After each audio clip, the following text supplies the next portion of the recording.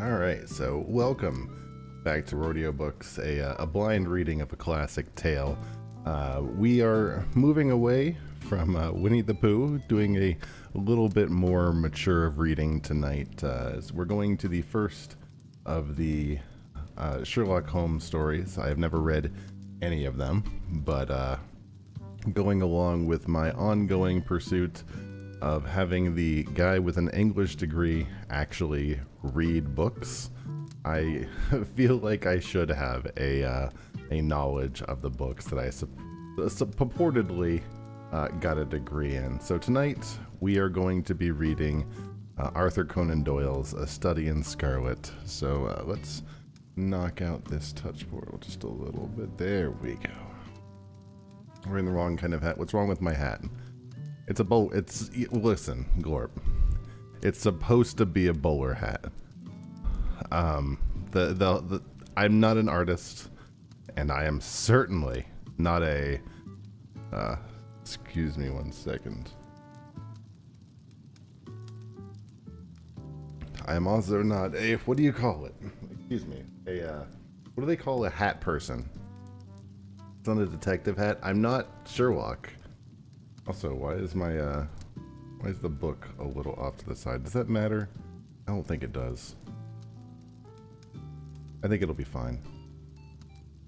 Yeah, I'm not Sherlock. I'm supposed to be what? Well, first of all, I'm Roar, and I'm reading the book. Second of all, the person that I am like cosplaying is supposed to be like Watson. So I'm not supposed to be Sherlock. I'm the side character. I'm just the narrator. So, listen, it will all make sense, I'm sure. I'm assuming. I've never read the book, so I guess we'll figure it out together, won't we? So, anyways, with that all being said, let me get my wires out of the way. Let me cough one more time. Perfect. All right, I am fishing up there in the corner. Don't mind me. She's just going to be catching fish off in the distance. Kitty gave me the advice of not having this fishing screen going off over and over again in the distance, but trust me, fishing is happening. If I do have to stop, because technically I'm within the rules of botting, but if I need to stop because I need to type in something real quick, I can't be AFK in the game, so I need to at least switch back if I need to, but shouldn't be a problem. Just FYI. I have the fireplace on in the background, so if I need to update anything sound-wise, let me know. But otherwise, I think everything is hunky-dory, so without further ado, Roardiobooks presents Sherlock Holmes by Arthur Conan Doyle, A Study in Scarlet. I'll probably read part one of this book tonight. It seems to be split into two parts, and this is going to be the first of the Roardiobooks that will not be complete in one night. I have a feeling I'm not going to do a 4-hour long reading stream of a book that came out in the 20s, so we'll have to wait another night for part two, most likely. So, A Study in Scarlet, part one, being a reprint from the reminiscences of John H. Watson, MD, late of the Army Medical Department. Chapter 1, Mr. Sherlock Holmes. In the year 1878, I took my degree of Doctor of Medicine in the University of London and proceeded to Netley to go through the course prescribed for surgeons in the Army. Having completed my studies there, I was duly attached to the 5th Northumberland Fusiliers as assistant surgeon. The regiment was stationed at India at the time, and before I could join it, the Second Afghan War had broken out. On landing at Bombay, I learned that my corps had advanced through the passes and was already deep in the enemy country. I followed, however, with many other officers who were in the same situation as myself, and succeeded in reaching Kandahar in safety, where I found my regiment and at once entered upon my new duties. The campaign brought honors and promotion to many, but for me it had been nothing but misfortune and disaster. I was removed from my brigade and attached to the Berkshires, with whom I was served at the fatal Battle of Maiwand. There I was struck on the shoulder by a Giselle bullet, which shattered the bone and grazed the subclavian artery. I should have fallen into the hands of the murderous Gazis. Oh, damn it, the dog is outside. Hold on a second. Think of murderous Nazis. I'll be right with you.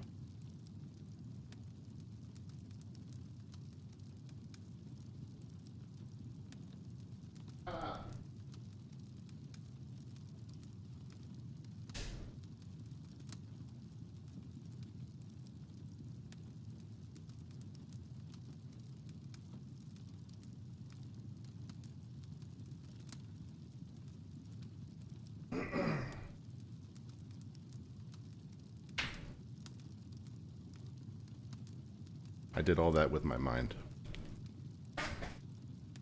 Sorry about that. Had it not been for the devotion and courage shown by Murray, my orderly, who threw me across a pack horse and succeeded in bringing me safely to the British lines. Worn with pain and weak from the prolonged hardships from which I had undergone, I was removed, with a great train of wounded sufferers. No, I was talking to you, Kitty. To the base hospital at Peshawar. Here I rallied, and had improved so far as to be able to walk about the wards, and even to bask a little upon the veranda, where I was struck upon by enteric fever, that curse of our Indian possessions. Is this racist? I don't think it's racist. It's not supposed to be racist. For months my life was despaired of, and when at last I came to myself and became convalescent, I was so weak and emaciated that a medical board determined that not a day should be lost in sending me back to England. I was dispatched, accordingly, in the troop ship Orontes, and landed a month later on Portsmouth jetty, with my health irretrievably ruined, but with permission from the paternal government to spend the next 9 months in attempting to improve it. I had neither kith nor kin in England, and was therefore as free as air, or as free as the income of 11 shillings and 6 a day will permit a man to be. Under such circumstances, I naturally gravitated towards London, that great cesspool on which all the loungers and idlers of the empire are irresistibly drained. There I stayed for some time at a private hotel in the Strand, leading a comfortless, meaningless existence, and spending much money as I had, considerably more freely than I ought. So alarmingly did the state of my finances become that I soon realized that I must either leave the metropolis and rusticate somewhere in the country, or that I should make a complete alteration of my living. Choosing the latter alternative, I began making up my mind to leave the hotel, and to take up my quarters in a less pretentious and less expensive domicile. On the very day that I'd come to this conclusion, I was standing at Criterion Bar, and when someone tapped me on the shoulder, and turning round, I recognized young Stamford, who had been a dresser to me at Bart's. The sight of a friendly face in the great wilderness of London is a pleasant thing indeed to a lonely man. In old days Stamford had never been a particular crony of mine, but now I hailed him with enthusiasm, and he, in his turn, appeared to be delighted to see me. In the exuberance of my joy, I asked him to lunch with me at the Holborn, and we started off together in a hansom. "Wherever have you been dealing with yourself, Watson?" he asked in undisguised wonder as we rattled through the crowded London streets. "You are thin as a lath, and brown as a nut." I gave him a short sketch of my adventures, and we had hardly concluded by the time we had reached our destination. "Poor devil," he said, commiseratingly, after he had listened to my misfortunes. "What are you up to now?" "Looking for lodgings," I answered, "trying to solve the problem as to whether it is possible to get the comfortable rooms at a reasonable price." "That's a strange thing," remarked my companion. "You are the second man today that's used that expression to me." "And who was the first?" I asked. "A fellow who is working at the chemical laboratory up at the hospital. He was bemoaning himself this morning because he'd not get someone to go halves with him in such nice rooms for which he'd found, and which were too much for his purse." "By Jove," I cried, "if he really wants someone to share the rooms and the expense, I'm the very man for him. I should prefer having a partner to being alone." Young Stanford looked very strangely over me at his wine-glass. "You don't know Sherlock Holmes yet," he said. "Perhaps you would not care for him as a constant companion." "Why, is there something against him?" Oh, I don't mean there's anything against him. He's a little queer in his ideas, an enthusiast in some branches in science. As far as I know, he's a decent enough fellow. A medical student, I suppose, said I. No, I have no idea what he intends to go in for. I believe he's well up in anatomy, and he is a first-class chemist, but as far as I know, he's never taken any systematic medical classes. His studies are very desultory and eccentric, but he has amassed a lot of out-of-the-way knowledge for which would astonish his professors. Did you never ask him what he was going in for? I asked. No. He's not a man that is easy to draw out, though he could be communicative enough when the fancy seizes him.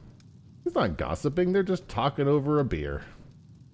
I'd very much like to meet him, I said. If I am to lodge with anyone, I'd prefer a man of studious and quiet habits. I'm not strong enough yet to stand much noise or excitement. I had enough of that both in Afghanistan to last me for the remainder of my natural existence. How could I meet this friend of yours? He is sure to be at the laboratory, returned my companion.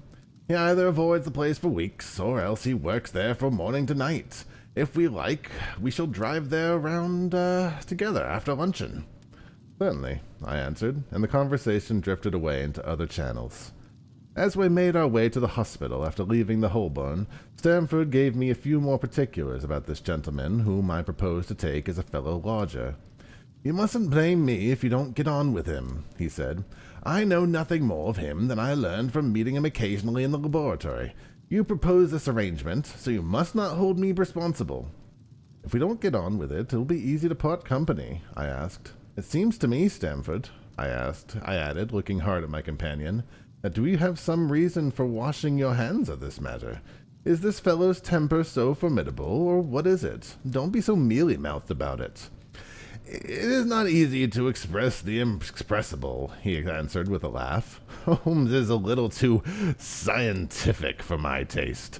It approaches to cold-bloodedness. I could imagine his giving his friend a little pinch of the latest vegetable alkaloid, not out of malevolence, you understand, but simply out of a spirit of inquiry, in order to have an accurate idea of the effects. To do him justice, I think he would take it himself to same readiness. He appears to have a passion for definite and exact knowledge.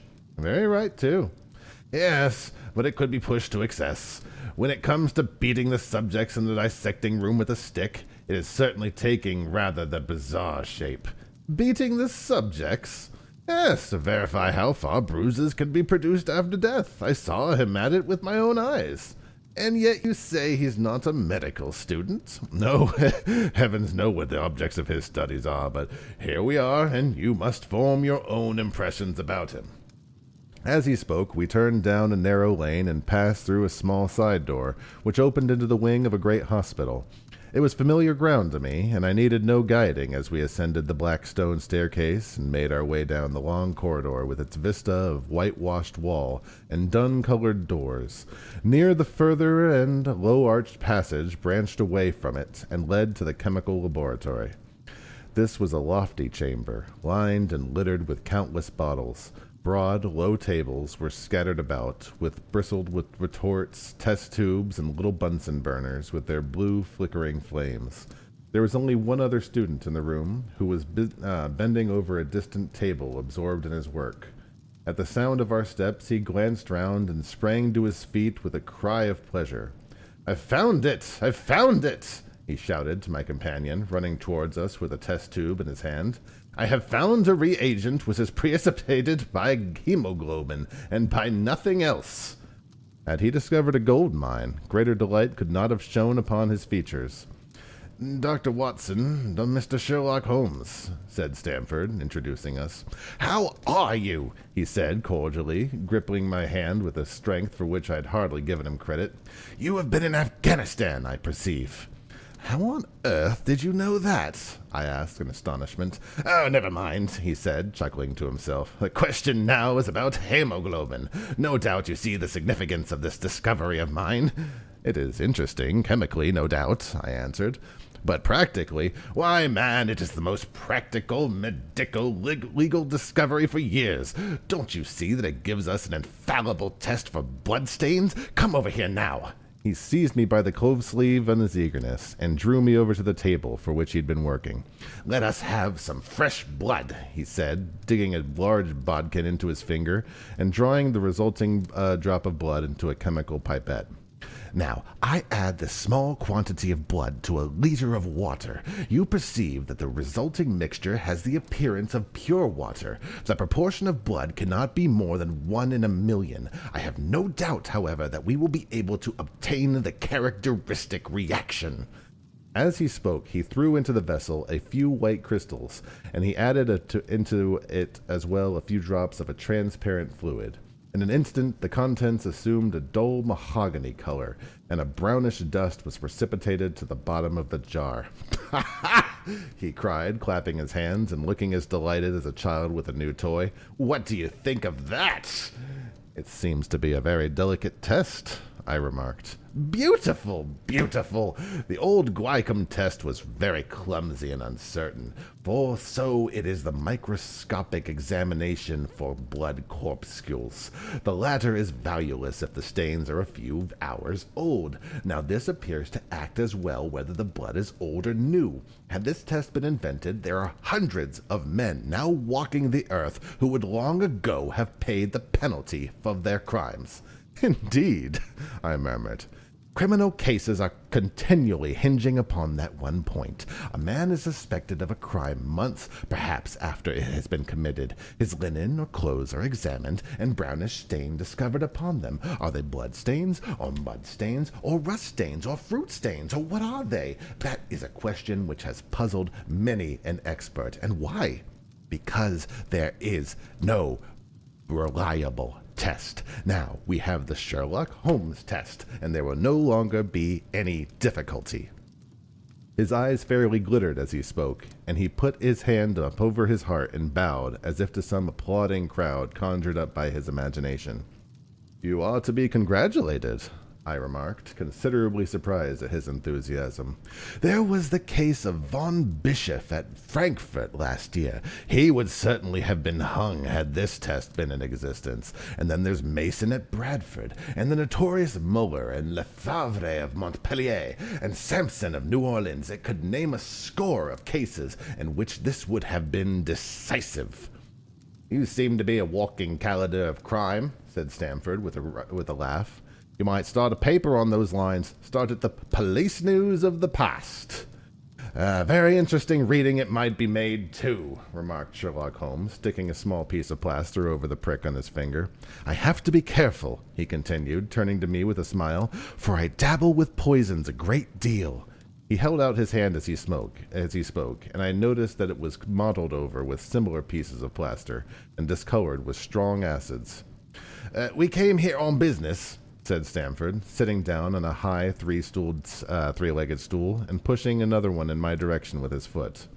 "My friend here wants to take diggings, and as you were complaining that you could have no one to go halves with you, I thought that I might bring you together." Sherlock Holmes seemed delighted at the idea of sharing his rooms with me. "I have my idea on a suite in Baker Street," he said, "which would suit down to the ground. You don't mind the smell of strong tobacco, I hope?" "I always smoke ships myself," I answered. "That's good enough. I generally have chemicals about and occasionally do experiments. Would that annoy you?" By no means.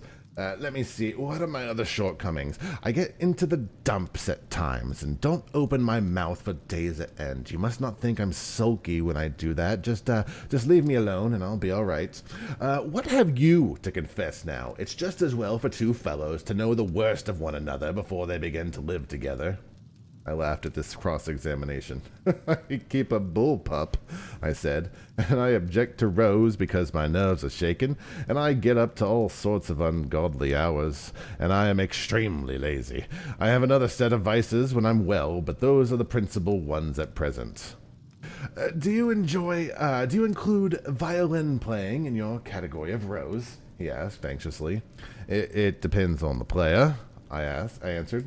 "A well-played violin is a treat for the gods. A badly played one—" "Oh, that's all right," he cried with a merry laugh. "I think we might consider the thing as settled. That is, if the rooms are agreeable to you."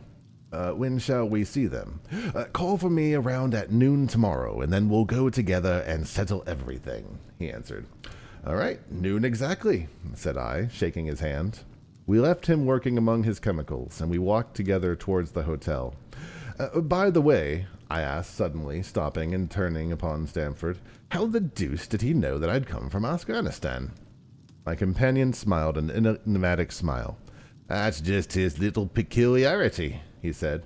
A good many things I've wanted to know how he finds out about. Oh, mystery is it? I cried, rubbing my hands. That is very piquant. I am much obliged for you to bringing us together. The proper study of mankind is man, you know. You must study him, then, Stamford said as he bade me goodbye. Oops. Page back, please. You'll find him a naughty problem, though. I'll wager he learns more about you than about him, though. Goodbye. Goodbye, I answered, and strolled to my hotel, considerably interested in my new acquaintance. Chapter 2. The Science of Deduction. We met next day, as he had arranged, and inspected the rooms at number 221B Baker Street, of which he had spoken at our meeting.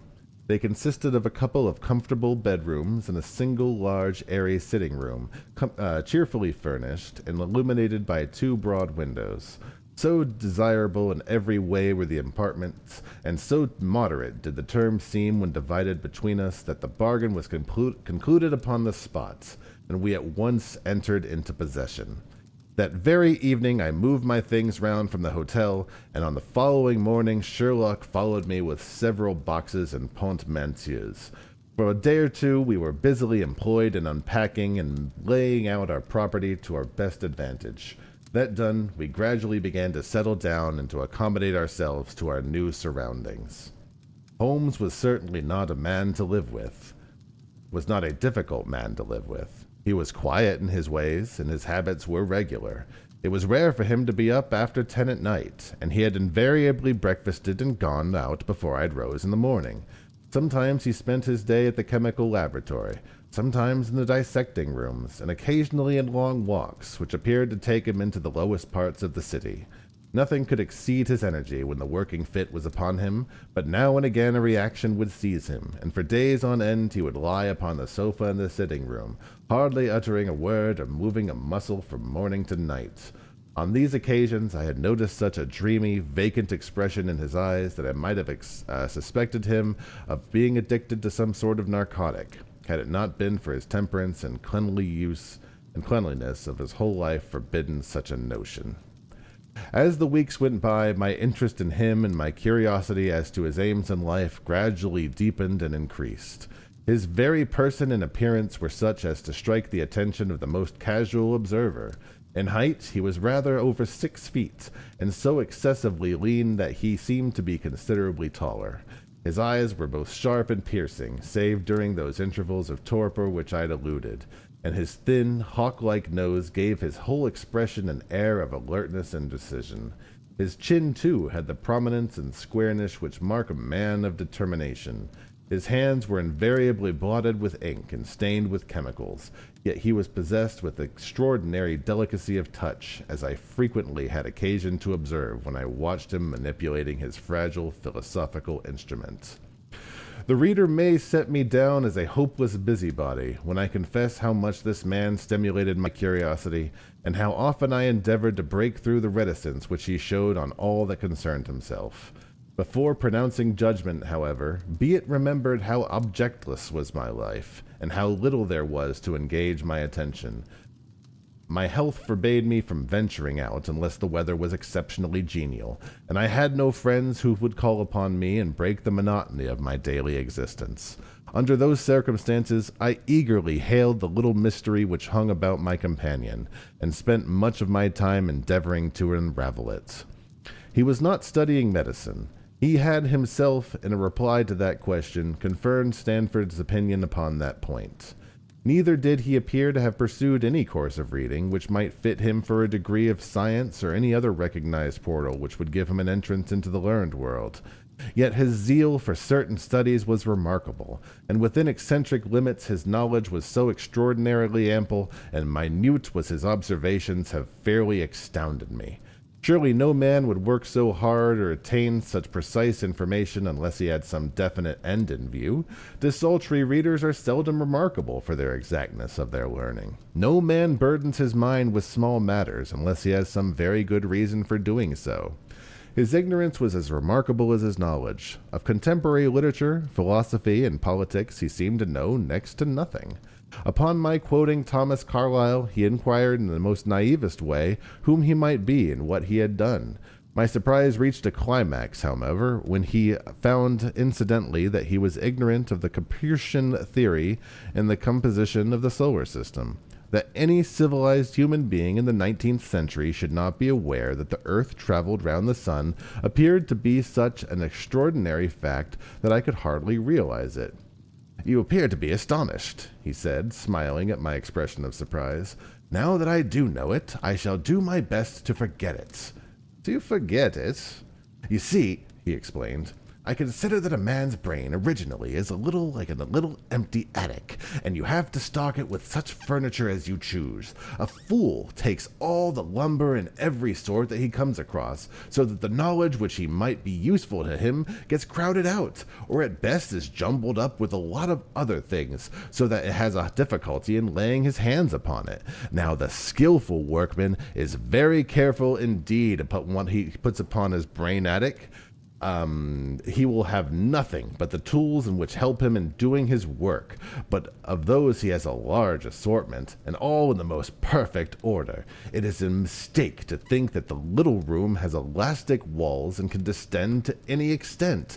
Depend upon it, there becomes a time for every addition of knowledge you forget something that you knew before. It is of the highest importance, therefore, that you do not have useful facts elbowing out all the useful one." "But the solar system," I protested. "What the deuce has it to me?" he interrupted impatiently. "You say that we go round the sun. If we went round the moon, it would not make a pennyworth of a difference to me or my work." I was on the point of asking him what that work might be, but something in his manner showed me that the question would be an unwelcome one. I pondered over our short conversation, however, and endeavored to draw my deductions from it. He said that he would acquire no knowledge for which it would bear upon his object. Therefore, all of the knowledge which he possessed was such as would be useful to him. I enumerated in my own mind all the various points upon which he had shown me that he was exceptionally well informed. I even took a pencil and jotted them down. I could not help for smiling at the document for which had been completed. What the deuce? It ran in this way. Sherlock Holmes, his limits. 1. Knowledge of literature, nil. 2. Philosophy, nil. 3. Astronomy, nil. Politics, feeble. Botany, variable. Well up in belladonna, opium, and poisons generally. Knows nothing of practical gardening. 6. Geology. Practical, but limited. Tells at a glance different soils from each other. After walks has shown me splashes upon his trouser and told me by the color and consistency what part of London he had received them. 7. Chemistry. Profound. but yes. 8. Anatomy. Accurate, but unsystematic. 9. Sensational literature. Immense. He appears to know every detail of every horror perpetuated in the century. 10. Plays the violin well. 11. Is an expert single-stick player, boxer, and swordsman. 12. Has a good practical knowledge of British law. When I had gotten so far in my list, I threw it into the fire in despair. If I could only find what the fellow is driving at by reconciling all these accomplishments and discovering a calling which needs them all, I said to myself, I may as well give up the attempt at once. Wasn't the law perpetuated? Perpetrated. Sorry. I'm bad at words sometimes. I see that I have alluded above to his powers upon the violin. These were very remarkable, but as eccentric as all his other accomplishments. That he could play pieces, and difficult pieces, I knew well. because at my request he has played me some of Mendelssohn's Lieder and other favorites. When left to himself, however, he would seldom produce any music or attempt any recognized air.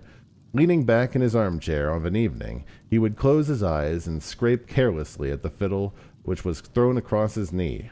Sometimes the chords were sonorous and melancholy. Other times they were fantastic and cheerful. Clearly they reflected the thoughts which possessed him, but whether the music aided those thoughts or whether the playing was more the results from a whim or fancy was more than I could determine. I might have rebelled against these exasperating solos had it not been that he usually terminated them by playing in quick succession a whole series of my favorite airs as a slight compensation for the trial upon my patience. During the first week or so, we had no callers, and I had begun to think that my companion was as friendless a man as I was myself. Presently, however, I found that he had many acquaintances, and those in the most different classes of society. There was one little sallow, rat-faced, dark-eyed man who was introduced to me as Mr. Lestrade, and who came 3 or 4 times in a single week. One morning a young girl called, fashionably dressed, and stayed for a half an hour or more. The same afternoon brought a gray-headed, seedy visitor, looking like a Jew pedlar, who appeared to me to be much excited, and who was closely followed by a slipshod elderly woman. On another occasion, an old white-haired gentleman had an interview with my companion, and on another, a railway porter in his velveteen uniform.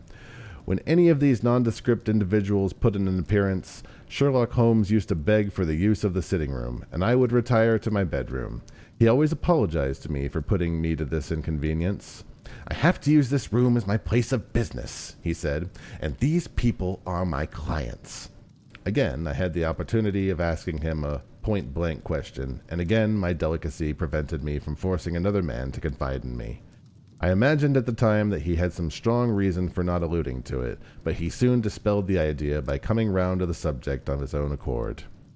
It was upon the 4th of March, and as I have good reason to remember, that I rose somewhat earlier than usual, and found that Sherlock Holmes had not yet finished his breakfast. The landlady had become so accustomed to my late habits that my place had not been laid, nor my coffee prepared. With the unreasonable petulance of mankind, I rang the bell and gave a curt intimation that I was ready.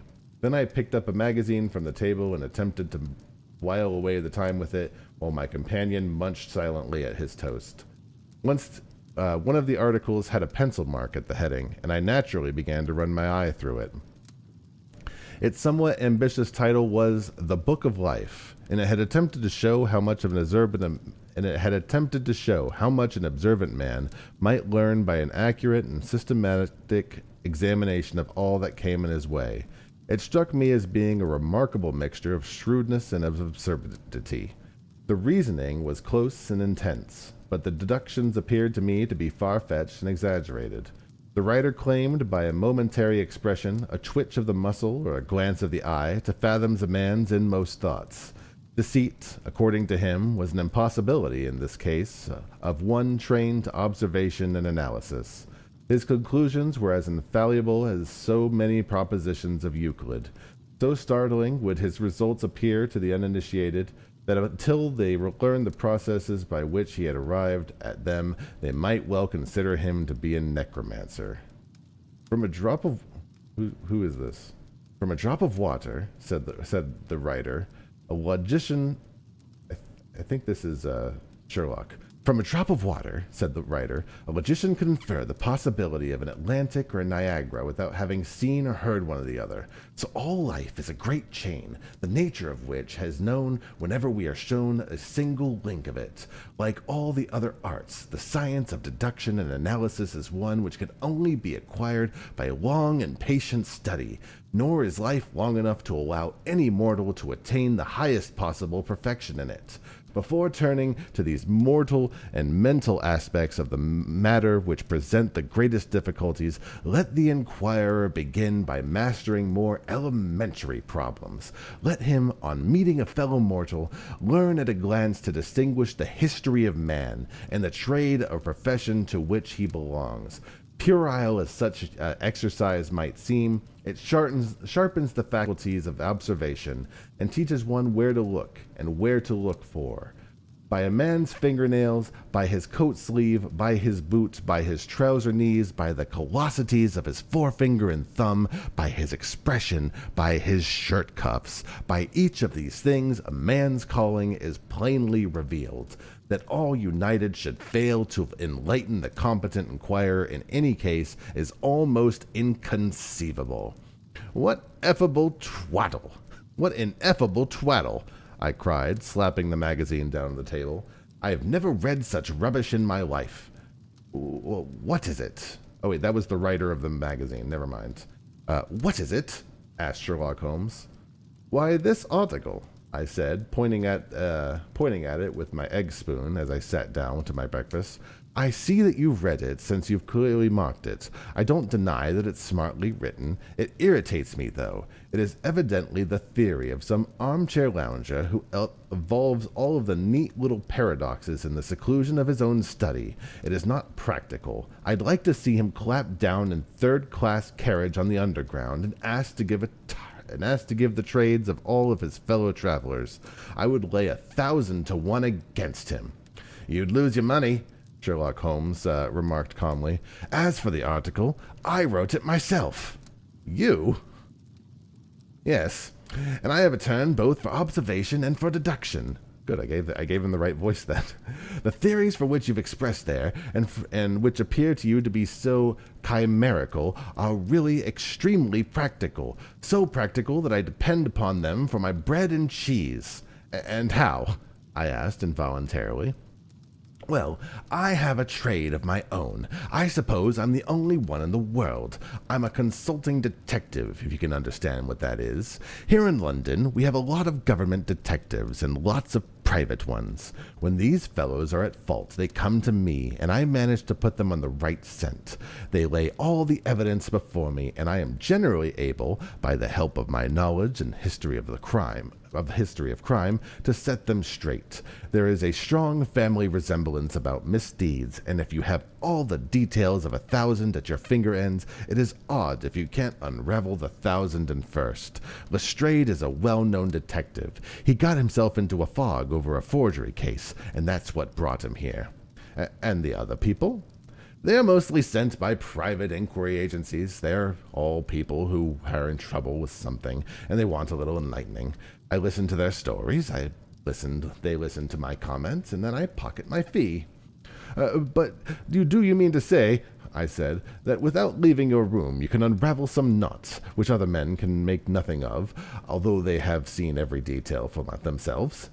Quite right, and I have this kind of intuition that way. Now and again a case turns up which is a little more complex, and then I have to bustle about and see things with my own eyes. You see, I have a lot of special knowledge which I apply to the problem, and which facilitates matters wonderfully. These rules of deduction laid down in that article which aroused your scorn are invaluable to me in practical work. Observation with me is second nature. You appeared to be surprised when I told you, on our first meeting, that you had come from Afghanistan. You were told, no doubt. Nothing of the sort. I knew you'd come from Afghanistan. From long habit, the train of thoughts ran so swiftly from my mind that I arrived at the conclusion without being conscious of intermediate steps. There were such steps, however. The train of reasoning ran. Here is a gentleman of a medical type, but with the air of a military man. Clearly an army doctor, then. He had just come from the tropics, for his face is dark, and that is not the natural tint of his skin, for his wrists are fair. He has undergone hardship and sickness, as his haggard face says clearly. His left arm has been injured. He holds it in a stiff and unnatural manner.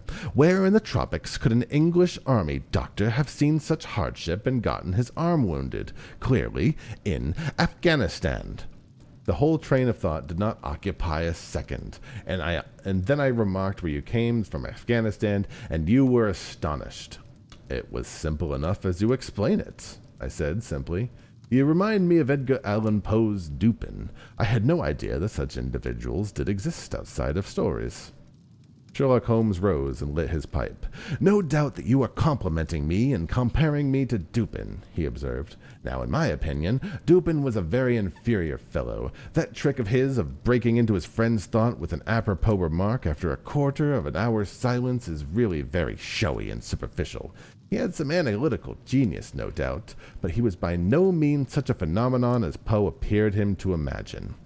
"Have you read Gabreau's works?" I asked. "Does Lecoq come up in your idea of a detective?" Sherlock Holmes sniffed sardonically. "Lecoq was a miserable bungler," he said in an angry voice. "He had one thing only to recommend him, and that was his energy. That book made me positively ill. The question was how to identify an unknown prisoner. I could have done it in 24 hours. Lecoq took 6 months or so." Oh my, I see the, hold on 1 second. The server seems to have gone down. There goes all my fish that were on the ground. Oh well. 1 moment. Lecoq took 6 months or so, textbook, blah, blah, blah, blah, blah. I felt rather indignant at having two characters with whom I admired treated in this cavalier style. I walked over to the window and stood looking out into the busy streets. This fellow may be clever," I said to myself, "but he is certainly very conceited." I will deposit tiny fish. Scrawny fish? Let me deposit my fish while I'm here. I will deposit tasty fish.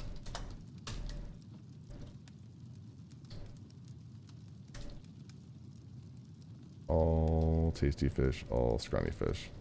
Sorry, old game. There are no crimes and no criminals in these days, he said querulously. What is the use of having brains in our profession? I know well that I have it in me to make my name famous. No man lives or has ever lived who has brought the same level of study and of natural talent to the detection of crime that I have done. And what is the result? There is no crime to detect. Or at most, some bungling villainy with a motive so transparent that even a Scotland Yard official could see through it. I was still annoyed at his bumptious style of conversation. I thought it was best to change the subject. "I wonder what that fellow is looking for," I asked, pointing to a stalwart, plainly dressed individual who was walking slowly down the other side of the street, looking anxiously at the numbers. He had a large blue envelope in his hand and was evidently the bearer of a message. "You mean the retired sergeant of Marines," said Sherlock Holmes.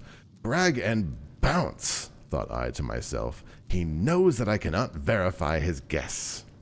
The thought had hardly passed through my mind when the man whom we were watching caught sight of the number on our door and ran rapidly across the roadway. We heard a loud knock, a deep voice below, and heavy steps ascending the stair. "For Mr. Sherlock Holmes," he said, stepping into the room and handing my friend the letter.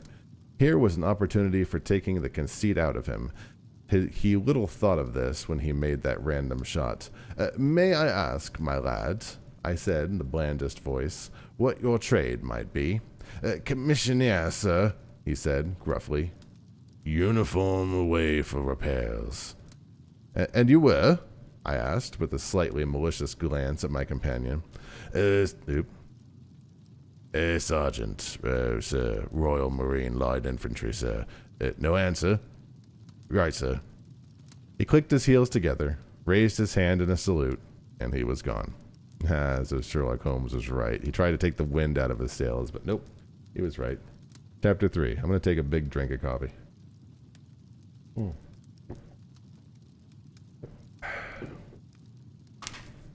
Actually, I'm going to take a drink of water, too. Good to stay hydrated.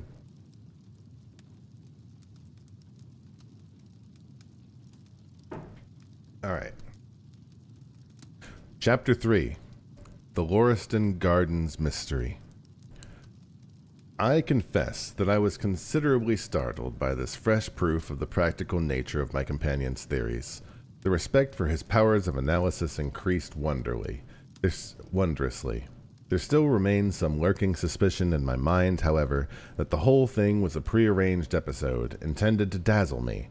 though what earthly object he would have in taking me in was past my comprehension. When I looked at him, he had finished reading the note, and his eyes had assumed the vacant, lackluster expression which showed mental abstraction. "How in the world did you deduce that?" I asked. "Deduce what?" said he, petulantly. "Why, that he was a retired sergeant of Marines." "I have no time for trifles," he answered brusquely, then with a smile. "Excuse my rudeness. You broke the thread of my thoughts, but perhaps it is as well. So you were actually not able to see that man was a sergeant of Marines?" "No, indeed."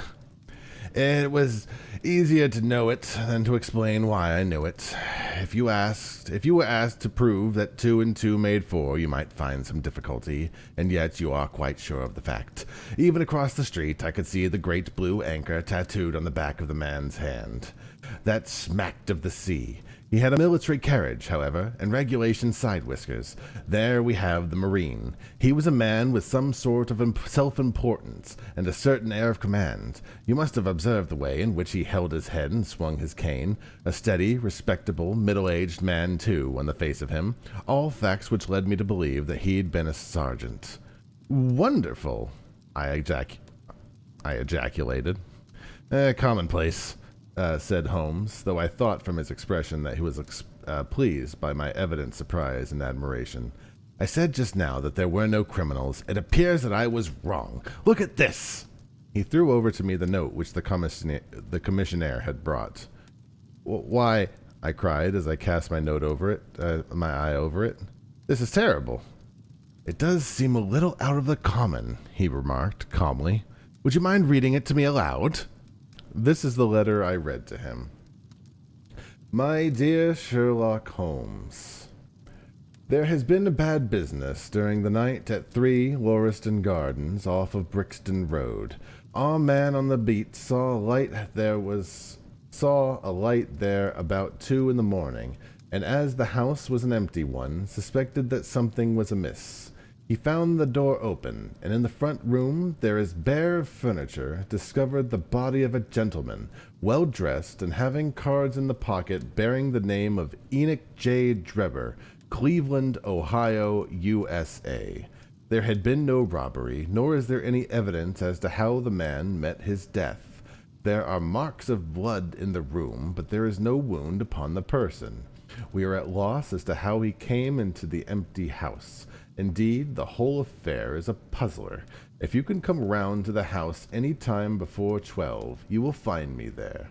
I have left everything in statu quo till I hear from you. If you are unable to come, I will give you fuller details, and would esteem it a great kindness if you could favor me with your opinion. Yours faithfully, Tobias Gregson.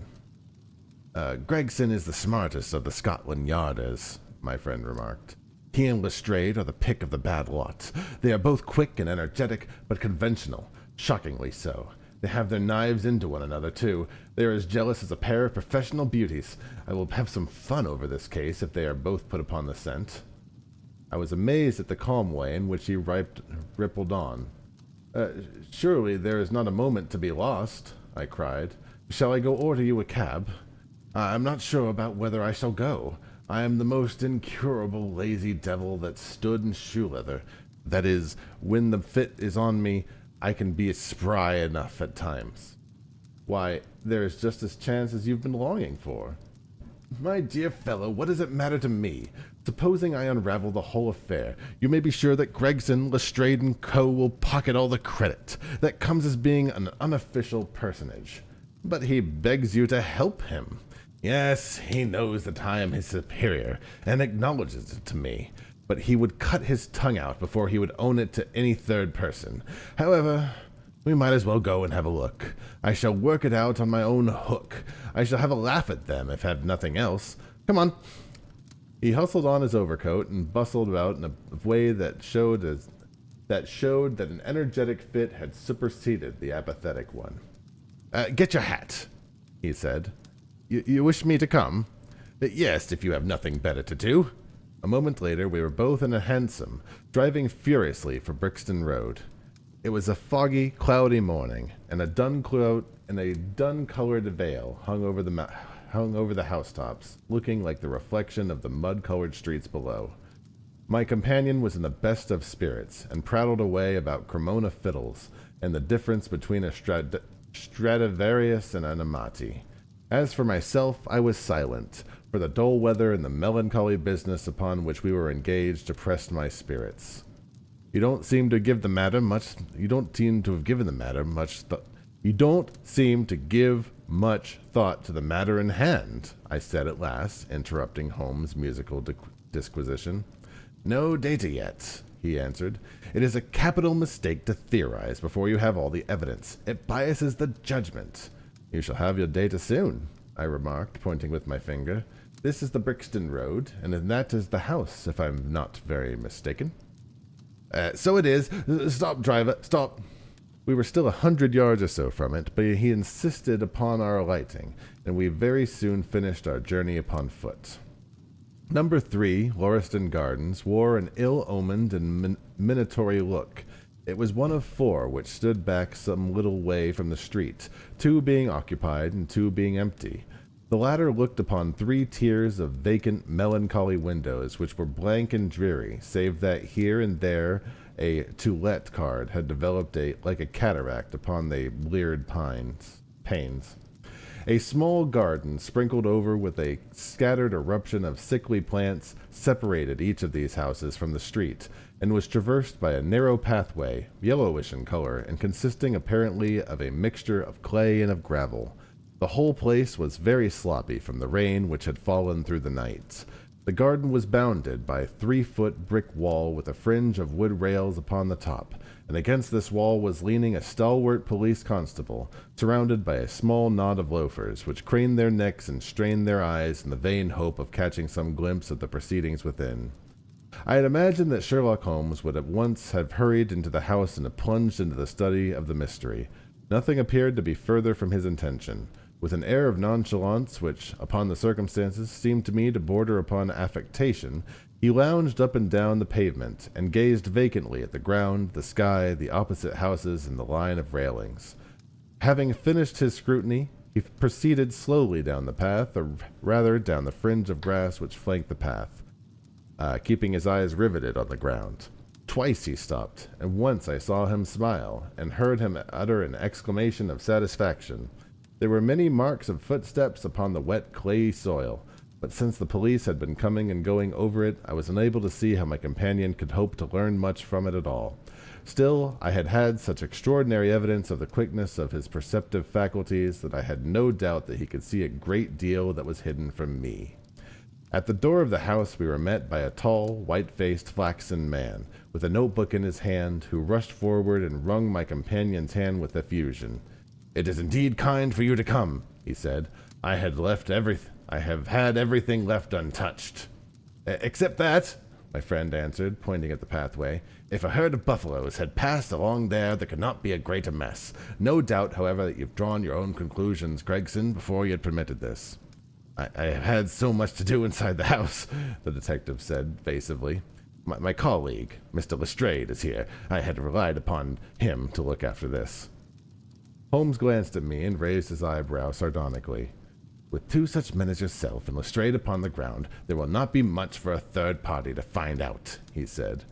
Gregson rubbed his hands in a self-satisfied way. "I think we've done all that can be done," he answered. "It's a queer case, though, and I knew your taste for such things." You did not come here in a cab?"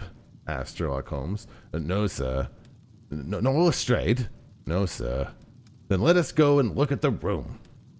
With which inconsequent remark he strode into the house, followed by Gregson, whose features expressed his astonishment. A short passage, bare, planked, and dusty, led to the kitchen and offices. 2 doors opened upon it to the left and the right. One of these had obviously been closed for many weeks. The other belonged to the dining room, which was the apartment in which the mysterious affair had occurred. Holmes walked in, and I followed him with that subdued feeling in my heart which the presence of death inspires. It was a large, square room, looking all the larger from the absence of all furniture. A vulgar flaring paper adorned the walls, but it was blotched in places with mildew, and here and there great strips had become detached and hung down, exposing the yellow plaster beneath. Opposite the door was a showy fireplace, surmounted by a mantelpiece of imitation white marble. On one corner of this was stuck the stamp of a red wax candle. The solitary window was so dirty that the light was hazy and uncertain, giving a dull gray tinge to everything, which was intensified by the thick layer of dust which coated the whole apartment. All of those details I observed afterward. At present, my attention was centered upon the single grim, motionless figure which lay stretched upon the boards, with vacant, sightless eyes staring up at the discolored ceiling. It was that of a man about 43 or 44 years of age, middle-sized, broad-shouldered, with crisp, curling black hair, and a short, stubbly beard. He was dressed in a heavy broadcloth frock coat and waistcoat, with light-colored trousers, an immaculate collar and cuffs. A top hat, well-brushed and trim, was placed on the floor beside him. His hands were clenched and his arms thrown abroad, while his lower limbs were interlocked as though his death struggle had been a grievous one. On his rigid face there stood an expression of horror, and as it seemed to me, of hatred, such as I have never seen upon human features. This malignant and terrible contortion, combined with the low forehead, blunt nose, and prognathous jaw, gave the dead man a singularly simious and ape-like expression, which was increased by his writhing, unnatural posture. I have seen death in many forms, but never had appeared to me in a more fearsome aspect than in that dark, grimy apartment, which looked out upon one of the main arteries of suburban London. Lestrade, lean and ferret-like as ever, was standing by the doorway and greeted my companion and myself. "This case will make a stir, sir," he remarked. "It beats anything I have ever seen, and I'm no chicken." "There's no clue," said Gregson. "None at all," chimed in Lestrade. Sherlock Holmes approached the body and, kneeling down, examined it intently. "You're sure that there is no wound?" he asked, pointing to numerous gouts and splashes of blood which lay all round. "Positive," cried both detectives. "Then, of course, this blood belongs to a second individual, presumably the murderer, if murder has been committed. It reminds me of the circumstances attendant on the death of Van Jensen in Utrecht in the year 34. Do you remember the case, Gregson?" "No, sir." "Read it up. You really should. There is nothing new under the sun. It's all been done before." As he spoke, his nimble fingers were flying here, there, and everywhere, feeling, pressing, unbuttoning, examining, while his eyes wore the same faraway expression which I've already remarked upon.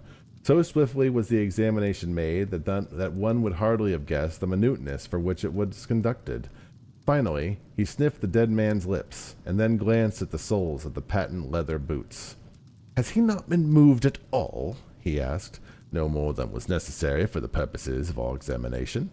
You may take him to the mortuary now," he said. "There is nothing more that can be learned." Gregson had a stretcher and 4 men at hand. At his call, they entered the room, and the stranger lifted and carried out. As they raised him, a ring tinkled out and rolled across the floor. Lestrade grabbed it up and looked at it with mystified eyes. "There's been a woman here," he cried. "It's a woman's wedding ring." He held it out as he spoke, upon the palm of his hand. They all gathered round him and gazed at it. There could be no doubt that there was a circlet of plain gold that once adorned the finger of a bride. "Oh, this complicates matters," said Gregson.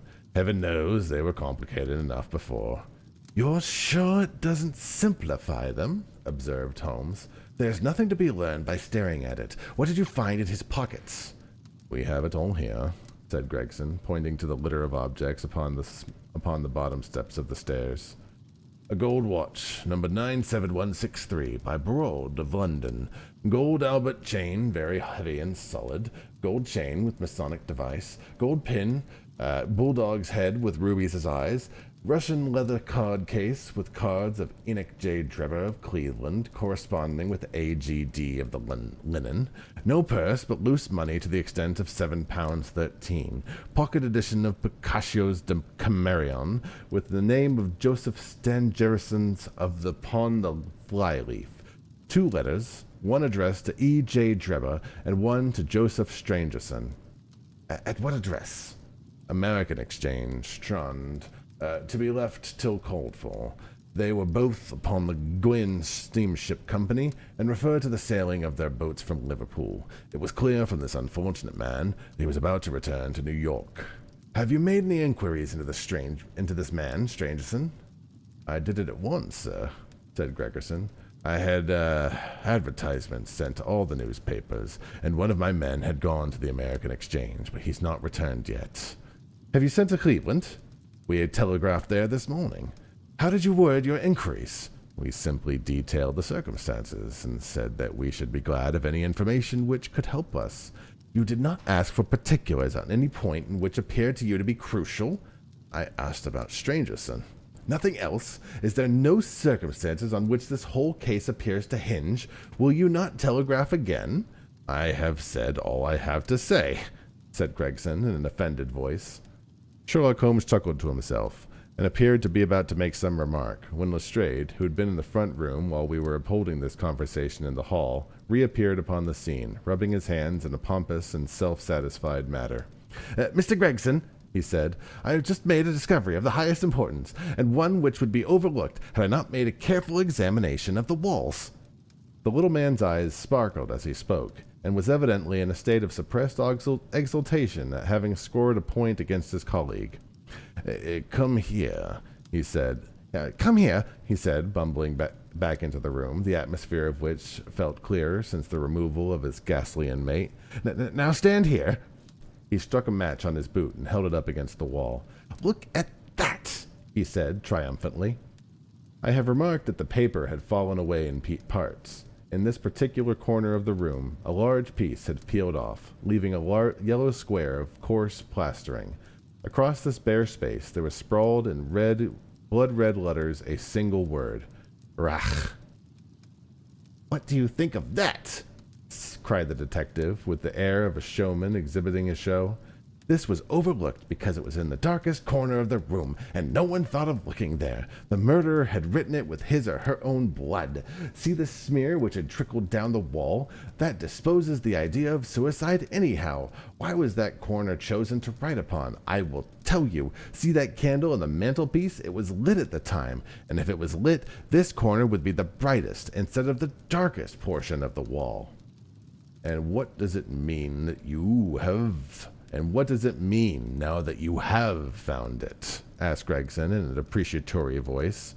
It mean? Why, it means the writer was going to put the female name Rachel, which was disturbed before he or she had time to finish. You mark my words, when this case comes to be cleared up, you will find that this woman named Rachel has something to do with it. It's all very well for you to laugh, Mr. Sherlock Holmes. You might be very smart and clever, but the old hound is the best when it's all said and done. I beg your pardon, said my companion, who had ruffled the little man's temper by bursting into an explosion of laughter. You certainly have the credit of being the first to find this out, and, as you say, it bears every mark of having been written by the other participant in last night's discovery. I have not had time to examine this room yet, but, with your permission, I will do so now. As he spoke, he whipped a tape measure and a large round magnifying glass from his pocket. He does sound smarmy. To be fair, they all kind of sound smarmy. With these two implements, he trotted noiselessly about the room, sometimes stopping, occasionally kneeling, and at once lying flat upon his face. So engrossed was he with the occupation that he appeared to have forgotten our presence, for he chattered away to himself under his breath the whole time, keeping up a running fire of exclamations, groans, whistles, and little cries suggestive of encouragement and of hope. As I watched him, I was irresistibly reminded of a pure-blooded, well-trained foxhound as it dashed forward and backwards through the covert, whining in its eagerness until it comes across a lost scent. For 20 minutes or more he continued his researches, measuring the most exact care the distance between marks which were completely invisible to me, and occasionally applying his tape to the walls in an equally incomprehensible manner. In one place he gathered up very carefully a little pile of gray dust from the floor, and packed it away in an envelope. Finally he examined with with his glass the word upon the wall, going over every letter of it with the most minute exactness. This done, he appeared to be satisfied, for he replaced his tape and his glass into his pocket. "They say that genius is an infinite capacity for taking pains," he remarked with a smile. "It's a very bad definition, but it does apply to detective work." Gregson and Lestrade had watched the maneuvers of the amateur companion with considerable curiosity and some contempt. They evidently failed to appreciate the fact, which I had begun to realize, that Sherlock Holmes' smallest actions were all directed towards some definite and practical end. "What do you think of it, sir?" they both asked. It would be robbing you of the credit of the case if I was presumed to help you," remarked my friend. "You are doing so well now that it would be a pity for anyone to interfere." There was a world of sarcasm in his voice as he spoke. If you will let me know how your investigations go," he continued, "I would be happy to give you any help I can. In the meantime, I'd like to speak to the constable who found the body. Can you give me his name and address?" Lestrade glanced at his notebook. "John Rance," he said. "He is off duty now. You will find him at 46 Adley Court, Kennington Park Gate." Holmes took note of the address. "Come along, Doctor," he said. "We shall go and look him up. I'll tell you one thing which might help you in the case," he continued, turning to the other two detectives. "There has been a murder done, and the murderer was a man. He was more than 6 feet high, was in the prime of his life, had small feet for his height, wore coarse, steel square-toed boots, and smoked a trichinopoly cigar. He came here with his victim in a 4-wheeled cab, which was drawn by a horse and 3 old shoes and 1 new one for his off foreleg. In all probability, the murderer had a florid face, and the fingernails of his right hand were remarkably long. These are only a few indications, but they may assist you." Lestrade and Gregson glanced at each other with an incredulous smile. If this man was murdered, how was it done?" asked the former. "Poison," said Sherlock Holmes curtly, and strode off. "One other thing, Lestrade," he added, turning round at the door. "Rach is German for revenge, so don't lose your time looking for Miss Rachel." For which Parthian shot he walked away, leaving the two rivals open-mouthed behind him. Chapter 4. What John Rance Had to Tell. It was 1 o'clock when we left number 3, Lauriston Gardens. Sherlock Holmes led me to the nearest telegraph office, which we dispatched a long telegram. He then hailed a cab and ordered the driver to take us to the address given to us by Lestrade. "There is nothing like first-hand evidence," he remarked. "As a matter of fact, my mind is entirely made up upon the case, but we may as well learn all that there is to be learned." "You amaze me, Holmes," said I. "Surely you are not about to pretend to be of all those particulars which you gave?" "There is no room for mistake," he answered. "The very first thing I observed upon arriving was that there was a cab had made 2 ruts in its wheel close to the curb. Now, up to last night, we've had no rain for a week, so those wheels which left such a deep impression must have been there during the night. Then there were the marks of the horse's hoofs, too, the outline of which was far more clearly cut than those of the other 3, showing that was a new shoe. Since the cab was there after the rain began, and was not there at any time during the morning, I have Gregson's word for that, it follows that there must have been there during the night, and therefore that it brought those 2 individuals to the house." "That seems simple enough," said I, "but how about the other man's height?" "Why, the height of the man in 9 cases out of 10 can be told from the length of his stride. It is a simple calculation enough, though there is no use boring you with the figures. I had this fellow's stride both on the clay outside and the dust within. Then I had a way of checking my calculation. When a man writes on his wall, his instinct leads him to write about the level of his own eyes. Now, the writing was just about 6 feet from the ground. It was child's play. And his age? I asked.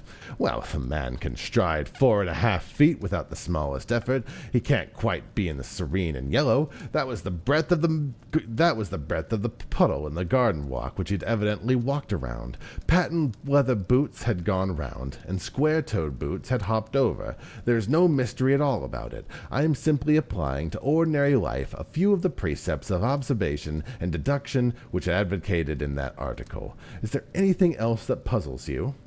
The fingernails and the trunk-knuckly, I suggested. The writing on the wall was done in a man's forefinger dipped in blood. My glass allowed me to observe with the plaster was slightly scratched from doing it, which would not have been the case if the man's nail had been trimmed. I gathered up some of the scattered ash from the floor. It was dark in color and flaky. Such an ash is only from the trichinopoly. I have made a special study of cigar ashes. In fact, I have written a monograph upon the subject. I flatter myself that I can distinguish at a glance the ash of any known brand, either of cigar or of tobacco. It is just in such details that the skilled detective differs from the Gregson and Lestrade type. And the florid face? I asked. That was more of a daring shot, though I have no doubt that I was right. You must not ask me that at present state of the affair. I passed my hand over my brow. My head is in a whirl, I remarked. The more one thinks of it, the more mysterious it grows. How come these two men, if there were two men, how came these two men into an empty house? What has become of the cabman who drove them? How could one man compel another to take poison? Where did the blood come from? What was the object of the murderer, since Aubrey had no part of it? How came the woman's ring there? Above all, why should the second man write up the German word Rach before decamping? I'd confess that I cannot see any possible way of reconciling all these facts. My companion smiled approvingly. You sum up the difficulties of the situation succinctly and well, he said. There is much that is still obscure, though I have quite made up my mind on the main facts. As to poor Lestrade's discovery, it was simply a blind intended to put the police upon a wrong track by suggesting socialism and secret societies. It was not done by a German. The A, if you've noticed, was printed somewhat after the German fashion. Now, a real German was invariably prints in the Latin character, so that we might safely say that it was not written by one, but by a clumsy imitator who overdid his part. It was simply a ruse to divert inquiry into a wrong channel. I'm not going to tell you much more of the case, Doctor. You know a conjurer gets no credit when he's explained his trick, and if I show you much of the method of working, then you'll come to the conclusion that I'm a very ordinary individual after all. I don't have an answer for you, Sprawl. You shouldn't have ads at all. You know, you should take a look at Twitch Prime, and you wouldn't have any ads at all. Hashtag just saying. I need my chat to be as long as I'm going to take a drink for just a second and move my Twitch chat just a tiny bit. Read/fanfiction.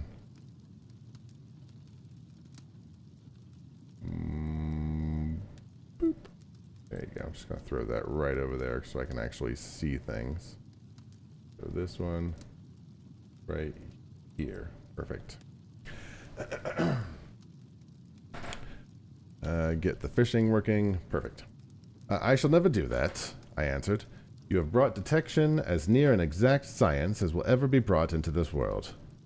My companion flushed up with pleasure at my words and the earnest way in which I uttered them. I had already observed that he was as sensitive to flattery on the score of his art as any girl could be on her beauty. I'll tell you one other thing, he said. Patent leathers and square toes come in the same cab, and as they walked down the pathway together as friendly and as possible, arm in arm in all probability. When they got inside, they walked up and down the room, or rather patent leather stood, while square toes walked up and down. I could read all of that in the dust, and I could read that as I walked, and I could read that as he walked, he grew more and more excited. That is shown by the increased length of his strides. He was talking all the while and working himself up, no doubt into a fury. And then the tragedy occurred. I've told you all I know myself now, for the rest is mere surmise and conjecture. We must have a working basis, however, a good working basis for which to start. We must hurry up, for I want to go to Halley's concert to hear Norman Neruda this afternoon." This conversation had occurred while our cab had been threading its way through the long succession of dingy streets and dreary byways. In the dingiest and dreariest of them, the driver suddenly came to a stand. "That's Audley Court there," he said, pointing to a narrow slit in the line of dead-colored brick. "You'll find me in here when you come back." Audley Court was not an attractive locality. The narrow passage led us to a quadrangle paved with flags and lined by sordid dwellings.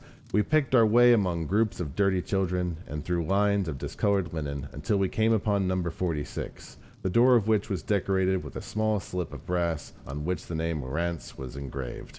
On inquiry, we found that the constable was in bed, and we were shown into a little front parlor to await his coming. He appeared presently, looking a little irritable at being disturbed in his slumbers. "I made my report in the office," he said. Holmes took a half-sovereign from his pocket and played with it pensively. "We thought that we should come and hear it from your own lips," he said.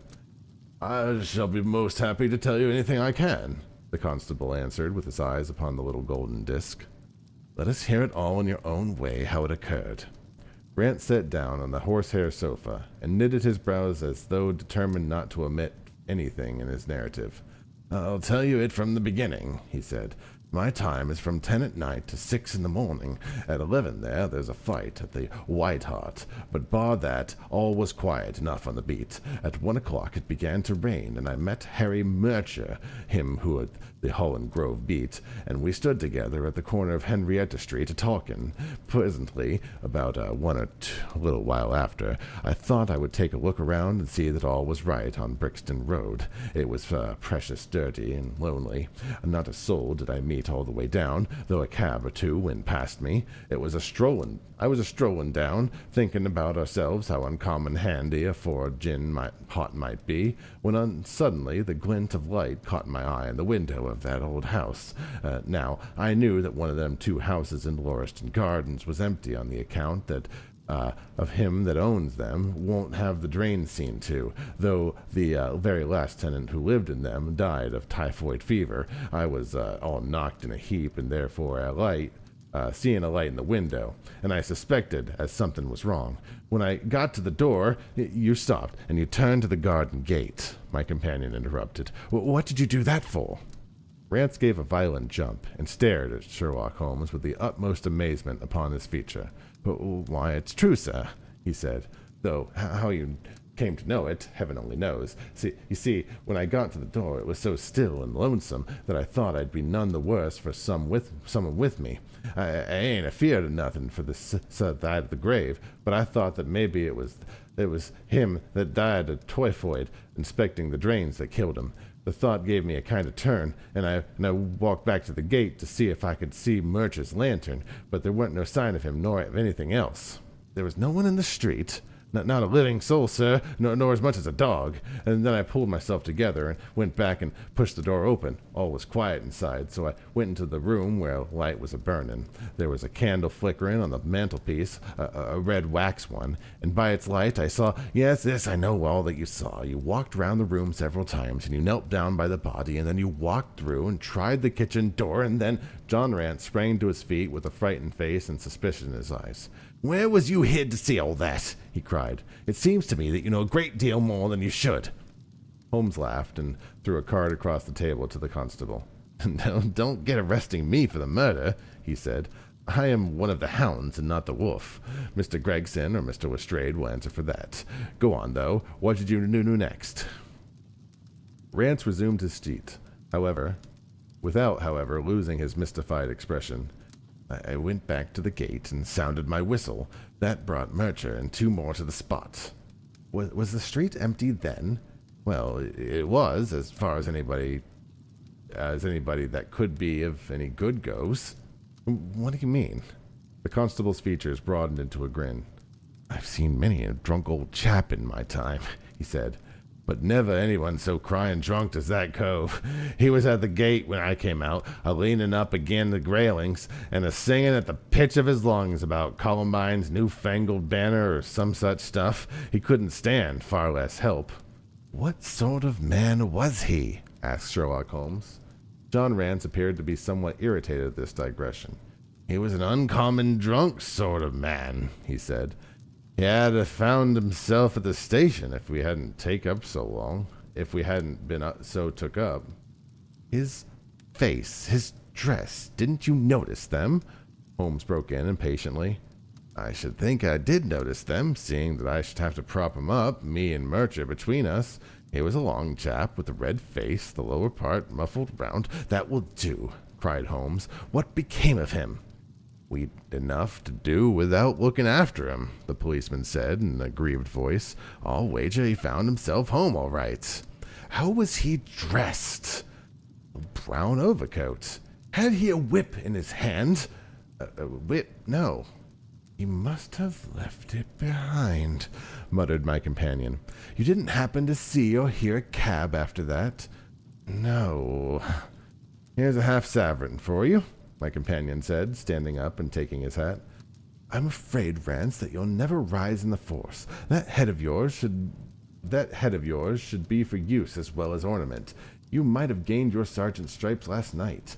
The man who you held in your hands is the man who holds the key to this mystery, and whom we are seeking.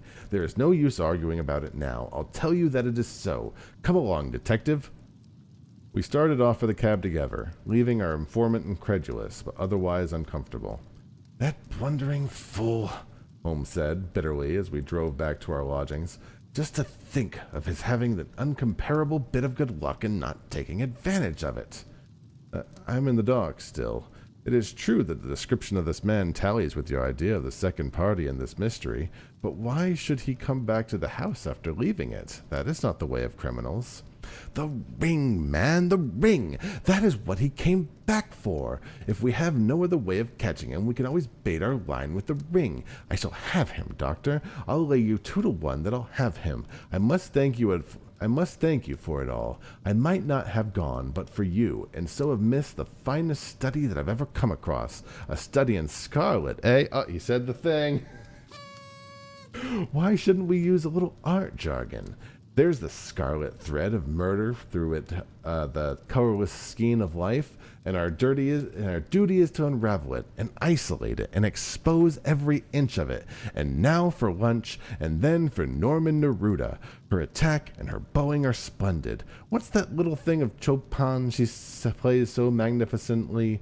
Tra-la-la-la-la-la-la.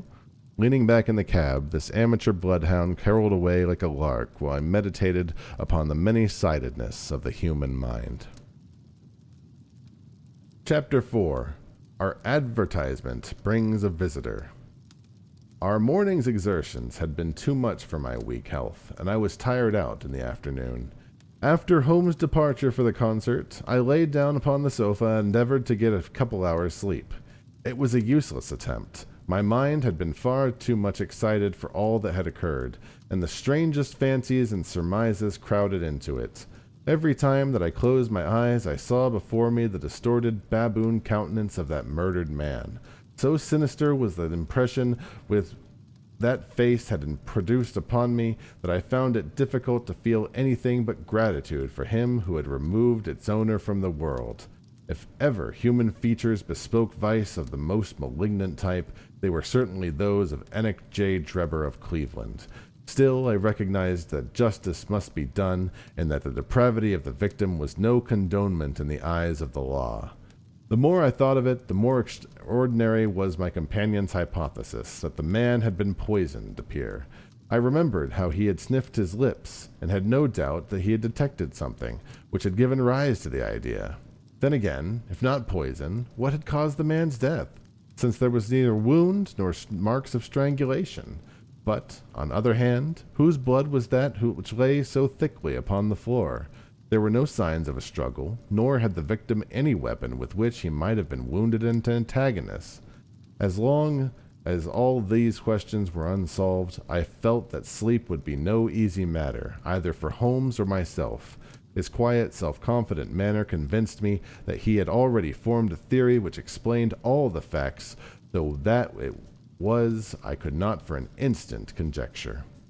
He was very late in returning, so late that I knew that the concert could not have detained him all that time. Dinner was on the table before he appeared. "It was magnificent," he said as he took his seat. "Do you remember what Darwin says about music? It claims that the power of producing and appreciating it existed among the human race long before the power of speech was arrived at.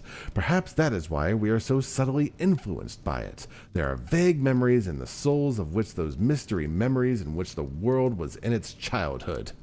"That's rather a broad idea," I remarked. "One's ideas must be broad as nature if they are to interpret nature," he answered. "What's the matter? You're not looking quite yourself. The Brixton Road affair has upset you." "To tell you the truth, it has," I said. "I ought to be more case-hardened after my Afghan experiences. I saw my own comrades hacked to pieces at my wand without losing my nerve." "I can understand. There is a mystery about this which stimulates the imagination. Where there is no imagination, there is no horror. Have you seen the evening paper?" "No." "It gives a fairly good account of the affair. It does not mention that when the man was raised up, a woman's wedding ring will fall upon the floor. It is just as well that it is not." "Why?" "Look at this advertisement," he answered. "I had one sent to every paper this morning immediately after the affair." He threw the paper on across to me and glanced at the place indicated. It was the first announcement in the Found column. "In Brixton Road this morning," it ran, "a plain gold wedding ring found in the roadway between the White Hart Tavern and Holland Grove. Apply Dr. Watson, 221B Baker Street, between 8 and 9 this morning." "Excuse me for using your name," he said. If I'd used my own, some of these dunderheads would recognize it and want to meddle in the affair." "That's quite all right," I answered. "But supposing anyone applies, I have no ring." "Oh, yes, you have," he said, handing me one. "This will do very well. It is almost a facsimile." "And who do you expect will answer this advertisement?" "Why, the man in the brown coat, our florid friend with the square toes. If he does not come himself, he will send an accomplice." "Will he not consider it too dangerous?" "Not at all. If my view of the case is correct, and I have every reason to believe that it is, then this man would rather risk everything than lose the ring. According to my notion, he dropped it while stooping over Drebber's body, and did not miss it at the time. After leaving the house, he discovered his loss and hurried back, but found the police already in possession, owing to his own folly in leaving the candle burning. He had to pretend to be drunk in order to allay the suspicions which might have aroused by the appearance at the gate. Now, put yourself in that man's place. On thinking the matter over, it must have occurred to him that it was possible that he had lost the ring in the road after leaving the house. What would he do then? He would eagerly look out for the evening papers in hope of seeing it among the articles found. His eyes, of course, would light upon this. He would be overjoyed. Why should he fear a trap? There would be no reason why in his eyes the finding of the ring would be connected with the murder. He would come. He will come. You will see him within the hour." And then?" I asked. "Oh, you can leave me to deal with him then. Have you any arms?" "I have my old service revolver and a few cartridges." "You'd better clean it and load it. He shall be a desperate man, and though I shall take him unawares, it should be well to be ready for anything." I went to my bedroom and followed his advice. When I returned with the pistol, the table had been cleared, and Holmes was engaged in his favorite occupation of scraping upon his violin. "The plot thickens," he said as I entered. "I have just had an answer to my American telegram. My view of the case is the correct one." And that is?" I asked eagerly. "My fiddle would be the better for new strings," he remarked. "Put your pistol in your pocket. When the fellow comes, speak to him in an ordinary way. Leave the rest to me. Don't frighten him by looking at him too hard." "It is 8 o'clock now," I said, glancing at my watch. "Yes, he'll probably be here in a few minutes. Open the door slightly. That will do. Now put the key on the inside. Thank you. This is a queer old book that I picked up at a stall yesterday. De Jure Intelligentes. were published in Latin at Liege in the Lowlands in 1642. Charles Heads was still firm on his shoulder when this little brown book volume was struck off. Who is the printer? Philip de Croix, whoever he might have been. Or on the flyleaf in very faded ink is written Ex Libris Guillaume Witt. I wonder who William Witt was. Some pragmatical 17th century lawyer, I suppose. His writing has a legal twist about it. Here comes our man, I think. As he spoke, there was a sharp ring at the bell. Sherlock Holmes rose softly and moved his chair in the direction of the door. We heard the servant pass along the hall, and the sharp click of the latch as she opened it. Does Sherlock Holmes... Before I get too rough here, let me take a drink. Does Dr. Watson live here?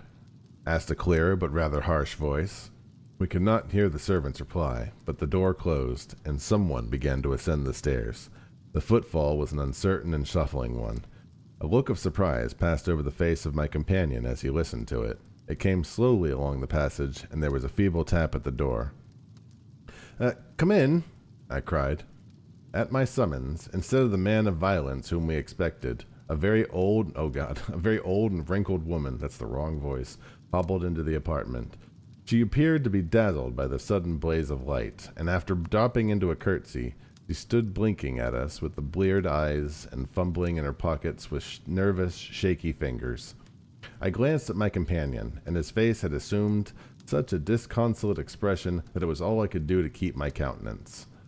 The old crone drew out the evening paper and pointed at the advertisement. It's this is that brought me, good gentleman, she said, dropping another curtsy. A gold wedding ring in the Brixton Road.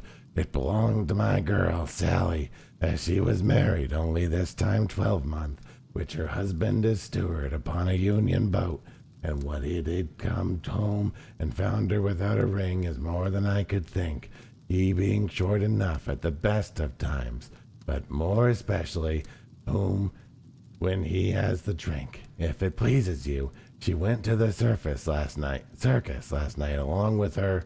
Is that her ring? I asked. The Lord be praised and thanked, cried the old woman. Sally will be a glad woman this night. That's the ring. And what might your address be? I inquired, taking up a pencil. 13 Duncan Street, Houndsditch, a weary way from here. The Brixton Road does not lie between any circus and Houndsditch, said Sherlock Holmes sharply. An old woman faced round and looked keenly at him from the little red-rimmed eyes. The gentleman asked me for my address, she said. Sally lives in lodgings at 3, Mayfield Place, Peckham. And your name is? My name is Sawyer. Hers is Dennis, which Tom Dennis married her. He's a smart, clean lad, too, and as long as he's at sea and no steward in the company more thought of, but when on shore, what with the women and the liquor shops, here's your ring, Mrs. Sawyer, I interrupted, in obedience to a sign from my companion. It clearly belongs to your daughter, and I am glad to be able to restore it to its rightful owner. With many mumbled blessings and protestations of gratitude, the old crone packed it away in her pocket and shuffled down the stairs. Sherlock Holmes sprang to his feet the moment that she was gone and rushed into his rooms. He returned a few seconds later, enveloped in an ulster and a cravat. I'll follow her, he said hurriedly. She must be an accomplice, and lead me to him. Wait up for me. The hall door had hardly slammed behind our visitor before Holmes had descended the stair. Looking through the window, I could see her walking feebly along the other side, while her pursuer dogged her some little distance behind. Either this whole theory is incorrect, I thought to myself, or else he would be led now to the heart of the mystery. There was no need for him to ask for me to wait up for him, for I felt that sleep was impossible until I heard the result of the adventure. It was close upon 9 when he had set out. I had no idea how long he might be, but I sat stolidly puffing at my pipe and skipping over the pages of Henry Murger's Vie de Bohème. 10 o'clock passed, and I heard the footsteps of the maid as they pattered off to bed. 11, and the more stately tread of the landlady passed my door, bound for the same destination. It was clear upon 12 before I heard the sharp sound of the latchkey. The instant he entered, I saw by his face that he had not been successful. Amusement and chagrin seemed to be struggling for the mastery, until the former suddenly carried the day, and he burst into a hearty laugh. "I wouldn't have had the Scotland Yarders know it for the world," he cried, dropping into his chair. I have chafed them so much that they would never let me hear the end of it. I can afford to laugh, because I know that I will be even with them in the long run." What is it, then?" I asked. "Oh, I don't mind telling a story against myself. That creature had gone a little way when she began to limp and show every sign of being footsore. Presently she came to a halt and hailed a four-wheeler which she was passing. I managed to be close enough as to hear the address, but I need not have been so anxious, for she sang it out loud to be heard from the other side of the street. 'Drive to 13 Duncan Street, Houndsditch,' she cried. This appeared to look genuine, I thought. Having seen her safely inside, I perched myself behind. That's an art for which every detective should be an expert at. Well, away we rattled, and never drew rein until we reached the street in question. I hopped off before we came to the door, and strolled down the street in an easy, lounging way. I saw the cab pull up. The driver jumped down, and I saw him open the door and stand expectantly. Nothing came out, though. When I reached him, he was groping around frantically in the empty cab, and was giving vent to the finest assorted collection of oaths that I'd ever listened to. There was no sign or trace of his passenger, and I fear it will be some time before he gets his fare.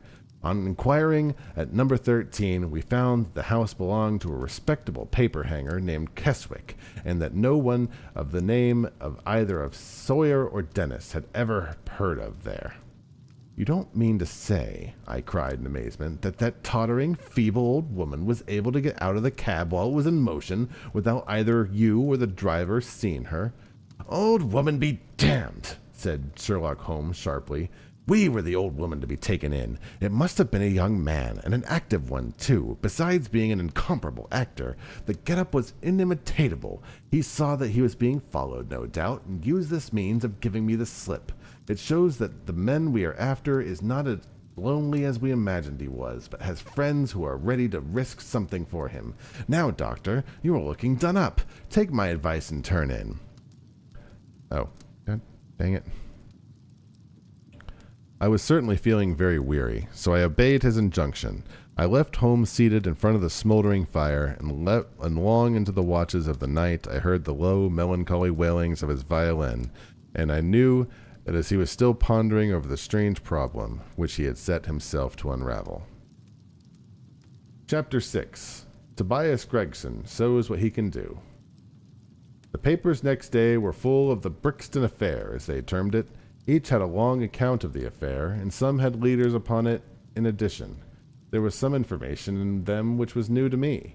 I still retain in my scrapbook numerous clippings and extracts bearing upon the case. Here is a condensation of a few of them. The Daily Telegraph remarked that in the history of crime there had seldom been tragedy which presented stranger features. The German name of the victim, the absence of all other motive, and the sinister inscription on the wall all pointed to the perpetration by political refugees and revolutionists. The socialists had many branches in America, and the deceased had, no doubt, infringed their unwritten laws and had been tracked down upon them by them. After alluding airily to the Wehrmacht, Aqua Tofana, Carbonari, the Argentinianus, the Brevier, the Darwinian theory, the principles of Malthus, and the Ratcliffe highway murders, the article concluded by admonishing the government and advocating a closer watch over foreigners in England. The Standard commented upon the fact that lawless outrages of the sort usually occurred under a liberal administration. They arose from the unsettling of the minds of the masses and the consequent weakening of all authority. The deceased was an American gentleman who had been residing for some weeks in the metropolis. He had stayed at the boarding house of Madame Carpentier in Torquay Terrace, Camberwell. He was accompanied in his travels by his private secretary, Mr. Joseph Strangerson. The two bade adieu to the landlady upon Tuesday, the fourth instance, and departed to Euston Station with the avowed intention of catching the Liverpool Express. They were afterwards seen together upon the platform. Nothing more is known of them until Mr. Drebber's body was, as recorded, discovered in an empty house in the Brixton Road, many miles from Euston. How he came there, or how he met his fate, are questions which are still involved in mystery. Nothing is known of the whereabouts of Strangerson. We are glad to learn that Mr. Lestrade and Mr. Gregson of Scotland Yard are both engaged upon the case, and it is confidently anticipated that these well-known officers will speedily throw light upon the matter. The Daily News observed that there was no doubt as to the crime being a political one. The despotism and hatred of liberalism which animated the continental governments had had the effect of driving to our shores the number of men who might have made excellent citizens were they not soured by the recollection of all that they had undergone. Marilyn Monroe had 6 toes, according to Willow. Good to know. Among these men there were the stringent code of honor, and any infringement of which was punishable by death. Every effort should be made to find the secretary, Strangerson, and to ascertain some particulars of the habits of the deceased. A great step had been gained by the discovery of the address of the house at which he had been boarded, a result which was entirely due to the acuteness and energy of Mr. Gregson at Scotland Yard. Sherlock Holmes and I read these notices over together at breakfast, and they appeared to afford him considerable amusement. "I told you that whatever happened, Lestrade and Gregson would be sure to score." "That depends on how it turns out." "Oh, bless you, it doesn't matter in the slightest. If the man is caught, it will be on account of their exertions. If he escapes, it will be in spite of their exertions. It's heads I win and tails you lose. Whatever they do, they will have followers. Un sot trut vil dis un plus sot quia lermao." "What on earth is this?" I cried, for at the moment there came the pattering of many steps in the hall and on the stairs, accompanied by audible expressions of disgust upon the part of our landlady. "It's the Baker Street Division of the Detective Police Force," said my companion gravely, and as he spoke there rushed into the room 6 of the dirtiest and most ragged street Arabs that I'd ever clapped eyes upon. "Attention!" cried Holmes in a sharp tone, and the 6 sturdy scoundrels stood in a line like so many disreputable statuettes. "In future, you'll send up Wiggins alone to report, and the rest of you must wait in the street. Have you found it, Wiggins?" "No, sir, we hadn't," said one of the youths. "I hardly expected you would. You must keep on until you do. Here are your wages." He handed each of them a shilling. "Now off you go, and come back with a better report next time." He waved his hand, and they scampered away downstairs like so many rats, and we heard them in their shrill voices next moment in the street. There's more work to be got out of one of those little beggars than out of a dozen of the force," Holmes remarked. "The mere sight of an official-looking person seals men's lips. These youngsters, however, go everywhere and hear everything. They are sharp as needles, too. All they want is organization." "Is it on this Braxton case that you're employing them?" I asked. "Yes. There is a point in which I want to ascertain. It is merely a matter of time. Hello! We are going to hear some news now with a vengeance. Here is Gregson coming down the road with beatitude written on every feature of his face. Bound for us, I know. Yes, he is stopping. There he is." There was a violent peal at the bell, and in a few seconds the fair-haired detective came up the stairs, 3 steps at a time, and burst into our sitting rooms. "My dear fellow," he cried, wringing Holmes' unresponsive hand, "congratulate me. I have made the whole thing as clear as day." A shade of anxiety seemed to me to cross my companion's expressive face. "Do you mean that you're on the right track?" he asked. "The right track? Why, yes, sir. We have the man under lock and key." "And his name is?"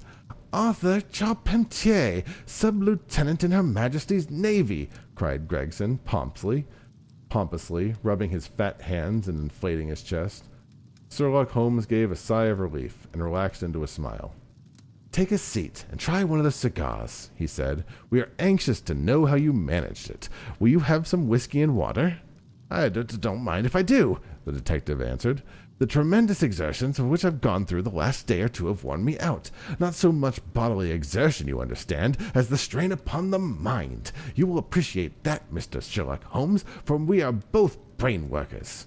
"You do me too much honor," said Holmes gravely. "Let us hear how you arrived at this most gratifying result." The detective seated himself in the armchair and puffed complacently at his cigar. Then suddenly he slapped his thigh at the paroxysm in amusement. "The fun of it is," he cried, "that the fool Lestrade, who thinks himself so smart, has gone off upon the wrong track altogether. He is after the Secretary Strangerson, who had no more to do with the crime than the babe unborn. I have no doubt that he has caught him by this time." The idea tickled Gregson so much that he laughed until he choked. "And how did you get your clue?" I'll tell you all about that. Of course, Dr. Watson, this is strictly between ourselves. The first difficulty which we had to contend with was the finding of this American's antecedents. Some people would have waited until the advertisements were answered, but until parties came forward and volunteered information. That is not Tobias Gregson's way of going to work. You remember that hat beside the dead man? "Yes," said Holmes, "by John Underwood and Sons, 129 Camberwell Road." Gregson looked quite crestfallen. "I had no idea you'd noticed that," he said. "Have you been there?" "No." "Ha!" cried Gregson in a relieved voice. "You should never neglect a chance, however small it might be." "To a great mind, nothing is little," remarked Holmes sententiously. "Well, I went to Underwood and asked if he had ever sold a hat of that size and description. He looked over his books and came on it at once. He had sent the hat to a Mr. Drebber, residing at Champentier's boarding establishment, Torquay Terrace. Thus I got at the address." "Smart, very smart," murmured Sherlock Holmes. "I next called upon Madame Champentier," continued the detective. "I found her very pale and distressed. Her daughter was in the room, too. An uncommonly fine girl she is, too. She was looking red about the eyes, and her lips trembled as I spoke to her. That didn't escape my notice. I began to smell a rat. You know the feeling, Mr. Sherlock Holmes, when you come upon the right scent. A kind of thrill in your nerves. Have you heard of this mysterious death of the late boarder, Mr. Enoch J. Drebber of Cleveland?" I asked. The mother nodded. She didn't seem to be able to get out a word. The daughter burst out into tears. I felt more than ever that these people knew something of the matter. At what o'clock did Mr. Drebber leave your house for the train?" I asked. At 8 o'clock, she said, gulping in her throat to keep down her agitation. "Her secretary, Mr. Strangeson, said that there had been 2 trains, one at 9:15 and one at 11. He was to catch the first." "And was that the last which you saw of him?" A terrible change came over the woman's face as I asked the question. Her features turned perfectly livid. It was some seconds before she could get out a single word. "Yes," and when it did, it came out in a husky, unnatural tone. There was silence for a moment, and then the daughter spoke in a calm, clear tone. "Nothing good can come of falsehood, mother," she said. "Let us be frank with this gentleman. We did see Mr. Drebber again." "God forgive you!" cried Madame Champentier, throwing up her hands and shrinking back into her chair. "You have murdered your brother." "Arthur would rather we spoke the truth," the girl answered firmly. "You had best tell me all that you know now," I said. "Half confidences are worse than none. Besides, you do not know how much we know of it." "On your head be it, Alice!" cried her mother, and then, turning to me, "I will tell you all, sir. Do not imagine that my agitation on behalf of my son arises from any fear lest he should have any hand in this terrible affair. He is utterly innocent of it. My dread is, however, that in your eyes and in the eyes of others he may appear to be compromised.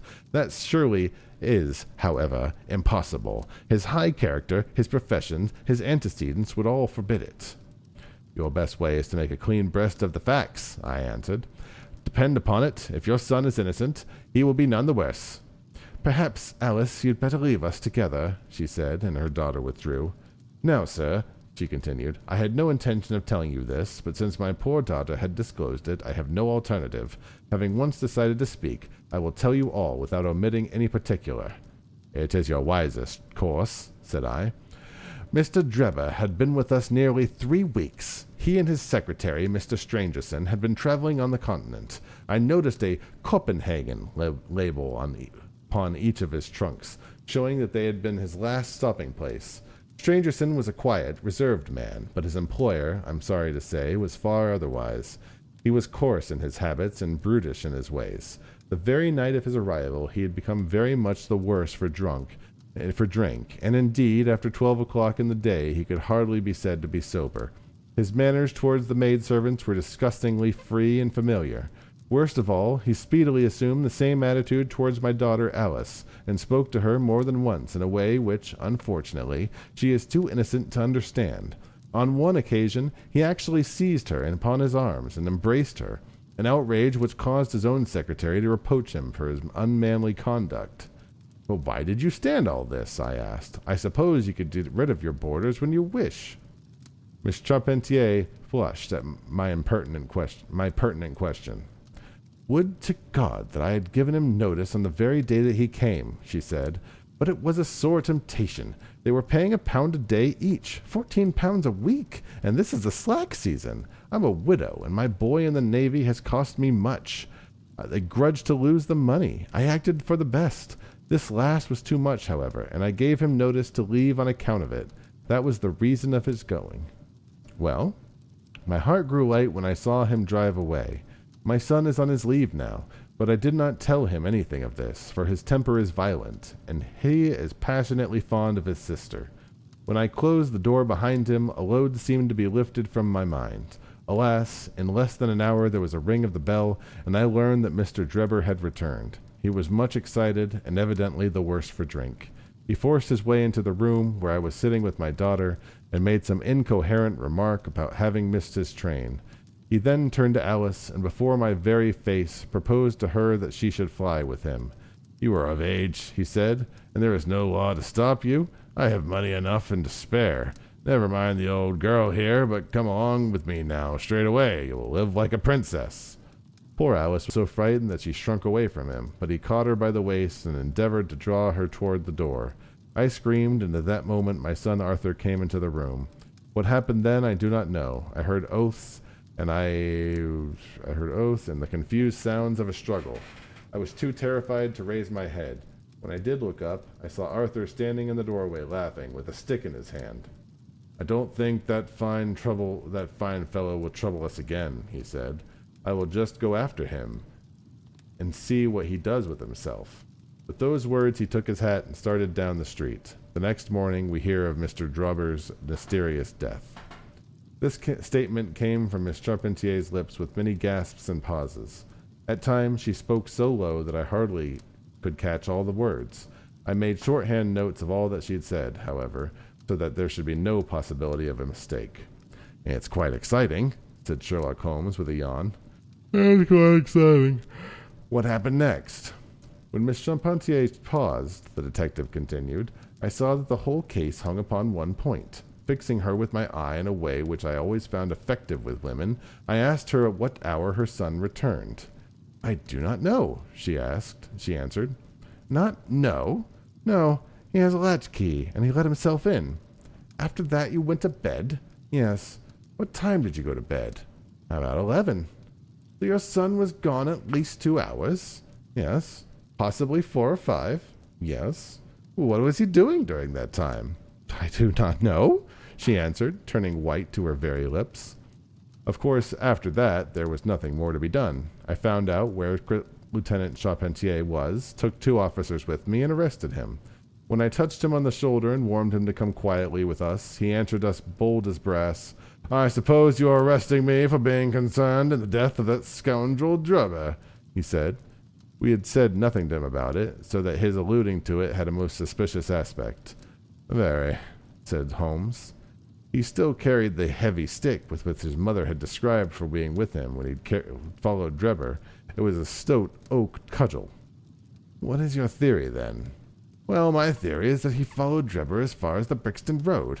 When there, a fresh altercation rose between them, in the case of which Drebber received a blow from the stick, in the pit of his stomach, perhaps, which killed him without leaving any mark. The night was so wet that no one was about, so Charpentier dragged the body of his victim into the empty house. As to the candle, and the blood, and the writing on the wall, and the ring, they may all be so many tricks to throw the police on the wrong scent. "Well done," said Holmes in an encouraging voice. "Really, Gregson, you are really getting along. We shall make something out of you yet." "I flatter myself that I have managed it rather neatly," the detective answered proudly. The young man volunteered a statement, in which he said that after following Drebber some time, the latter perceived him, and took a cab in order to get away from him.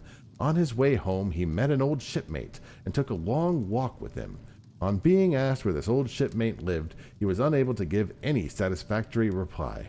I think the whole case fits rather uncommonly well. What amuses me is to think of Lestrade, who had started off upon the wrong scent. I am afraid he won't make much of it. Why, by Jove, there's the very man himself. It was indeed Lestrade, who had descended upon the stairs while we were talking, ascended the stairs, and who now entered the very room. The assurance and jauntiness which generally marked his demeanor and dress were, however, wanting.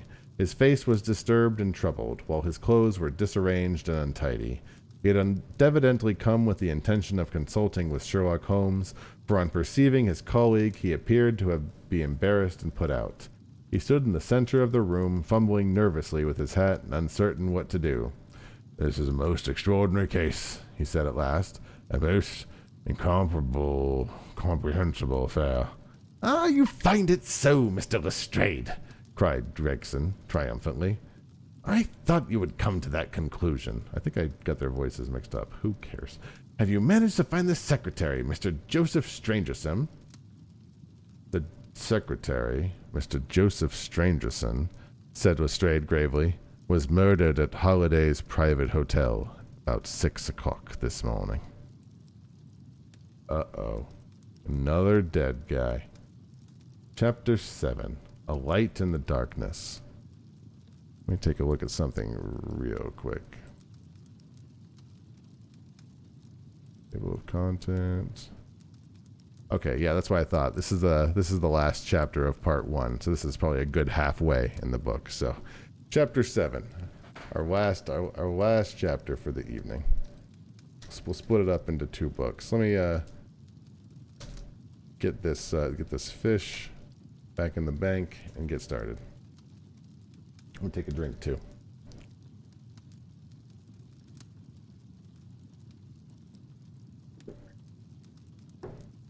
All right. The intelligence, Chapter 7, Light in the Darkness. The intelligence for which Lestrade greeted us was so momentous and so unexpected that we were all 3 fairly dumbfounded. Gregson sprang out of his chair. Oh wow, I have a whole bunch of...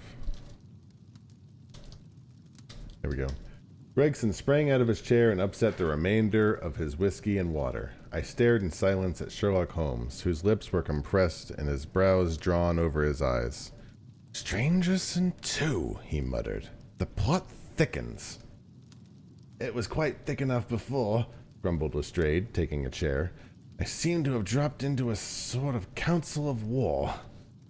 I think I got the voices mixed up, so let's get them fixed now. Lestrade has like the Gregson has the low voice. Lestrade has the high voice. Are you sure of this piece of intelligence?" Stammered Gregson. "I have just come from his room," said Lestrade. "I was the first to discover what had happened." We've been hearing Gregson's view of the matter," Holmes observed. "Would you mind letting us know what you've seen and done?" I have no objection," Lestrade answered, seating himself. "I will freely confess that I was in the opinion that Stangerson was concerned in the death of Drebber. This fresh development has shown that I was completely mistaken. full of the one idea, I set myself to find what had happened to the secretary. They had been seen together at Euston Station about 8:30 on the evening of the 3rd. At 2 in the evening, Drebber had been found on Brixton Street and Brixton Road. The question which confronted me was to find out how Strangerson had been employed between 8:30 and the time of the crime, and what had become of him afterward. I telegraphed to Liverpool, giving a description of the man and warning him to keep a watch upon the American boats. I then set to work upon calling all the hotels and lodging houses in the vicinity of Euston. You see, I argued that if Drebber and his companions had become separated, the natural course of the latter would be to put upon somewhere in the vicinity of the night, and then to hang upon the station again next morning. They would be likely to agree upon some meeting place beforehand, remarked Holmes. So it proved. I spent the whole of yesterday evening in making inquiries entirely without avail. This morning I began very early, and at 8 o'clock I reached Holliday's private hotel in Little George Street. On my inquiry as to whether a Mr. Strangerson was living there, they at once answered me in the affirmative. No doubt you're the gentleman he was expecting, he said. He has been waiting for a gentleman for 2 days. Where is he now? I asked. He is upstairs in bed. He wished to be called upon at 9. I will go up and see him again at once, I said. It seemed to me that my sudden appearance might shake his nerves and lead him to say something unguarded. The Boots volunteered to show me to the room. It was on the 2nd floor, and there was a small corridor leading up to it. The Boots pointed out the door to me, and I was just about to go downstairs again when I saw something that made me feel sickish, in spite of my 20 years' experience. From under the door there curled a little red ribbon of blood, which had meandered across the passage and formed a little pool upon the skirting the other side. I gave a cry which brought the Boots back. He nearly fainted when he saw it. The door was locked on the inside, but we put our shoulders to it and knocked it in. The window of the room was open, and beside the man, all huddled up, lay the body of a man in his night-dress. He was quite dead, and had been for some time, for his limbs were rigid and cold. When we turned him over, the Boots recognized him at once for being the same gentleman who had engaged the room under the name of Joseph Strangerson. The cause of death was a deep stab in his left side, which must have penetrated the heart. And now comes the strangest part of the affair. What do you suppose was above the murdered man? I felt a creeping on the flesh, and the presentiment of coming horror, even before Sherlock Holmes answered. The word rack, written in letters of blood, he said. That was it, said Lestrade in an awestruck voice, and we were all silent for a while. There was something so methodical and so incomprehensible about the deeds of this unknown assailant that it imparted a fresh ghastliness to his crimes. My nerves, which were steady enough on the field of battle, tingled as I thought of it. The man was seen, continued Lestrade, a milk boy, passing on his way to the dairy, happened to walk down the lane which leads from the mews at the back of the hotel. He noticed that the ladder, which usually lay there, was raised upon one of the windows on the 2nd floor, which was wide open. After passing, he looked back and saw a man descend the ladder. He came down so quietly and openly that the man imagined him to be some carpenter or joiner at work in the hotel. He took no particular notice of him, beyond thinking in his own mind that it was early for him to be at work. It was an impression that the man was tall, had a reddish face, and was dressed in a long brownish coat. He must have stayed in the room for some time after the murder, for we found blood-stained water in the basin where he had washed his hand, and marks on the sheet where he had deliberately wiped his knife. I glanced at Holmes on hearing the description of the murderer, which tallied so exactly with his own. There was, however, no trace of exultation or satisfaction on his face. "Did you find nothing in the room which could furnish a clue to the murderer?" he asked. "Nothing. Strangerson had Drebber's purse in his pocket, but it seems that this was usual, as he did all the paying. It was 80-odd pounds in it, but nothing had been taken. Whether the motives of these extraordinary crimes, robbery is certainly not one of them. There were no papers or memoranda in the murdered man's pocket except for a single telegram, dated from Cleveland about a month ago, and containing the words, J.H. is in Europe. There is no name appointed to the message." "And there was nothing else?" Holmes asked. "Nothing of any importance. The man's novel, which he had read himself to sleep, was lying upon the bed, and his pipe was on the chair beside him. There was a glass of water on the table, and on the window-sill a small chip ointment box containing a couple of pills. Sherlock Holmes sprang from his chair with an exclamation of delight. "The last link!" he cried exultantly. "My case is complete!" The two detectives stared at him in amazement. "I now have all in my hands," my companion said confidently. "All the threads which have formed in a tangle. There are, of course, details to be filled in, but I am as certain of all of the main facts from the time that Drebber parted from Strangerson at the station up to the discovery of the body at the ladder as if I had seen them with my own eyes. I will give you a proof of my knowledge. Could you lay your hand upon those pills?" "I have them," said Lestrade, producing a small white box. "I took them in the purse and telegram, intending to have put them in a place of safety at the police station. It was the merest chance my taking these pills, for I am bound to say that I do not attach any importance to them." "Give them here," said Holmes. "Now, doctor," turning to me, "are those ordinary pills?" They certainly were not. They were a pearly gray color, small, round, and almost transparent against the light. "From their lightness and transparency, I should imagine that they are soluble in water," I remarked. "Precisely so," answered Holmes. "Now, would you mind going down and fetching that poor devil of a terrier who's been bad so long, and which the landlady wanted you to put out of its pain yesterday?" I went downstairs and carried the dog upstairs in my arms. Its labored breathing and glazed eyes showed that it was not far from its end. Indeed, its snow-white muzzle proclaimed that it had already exceeded the usual term of canine existence. I placed it upon the cushion on the rug. "I will now cut one of those pills in two," said Holmes, and drawing his penknife he suited the action to the word. "One half we return to the box for future purposes. The other half I will place in this wine-glass, in which is a teaspoonful of water. You perceive that our friend the doctor is right, and that it readily dissolves. "This may be very interesting," said Lestrade in the injured tone of one who suspects that he is being laughed at. "I cannot see, however, what it has to do with the death of Mr. Joseph Strangerson." "Patience, my friend, patience. You will find in time that it has everything to do with it. I shall now add a little milk to make the mixture palatable, and on presenting it to the dog we find that he laps it up readily enough." As he spoke, he turned the contents of the wine-glass into a saucer and placed it in front of the terrier, who speedily licked it dry. Sherlock Holmes' earnest demeanor so far had convinced us that we all sat in silence, watching the animal intently, and expecting some startling effect. None such appeared, however. The dog continued to lie stretched out upon the cushion, breathing in a labored way, but apparently neither the better nor the worse for his drought. Holmes had taken out his watch, and as minute followed minute without result, an expression of the utmost chagrin and disappointment appeared upon his features. He gnawed his lips, drummed his fingers upon the table, and showed every other symptom of acute impatience. So great was his emotion that I felt sincerely sorry for him, while the other two detectives smiled derisively, by no means displeased at the check which he had met. "It can't be a coincidence," he cried, and at last springing from his chair and pacing wildly up and down the room.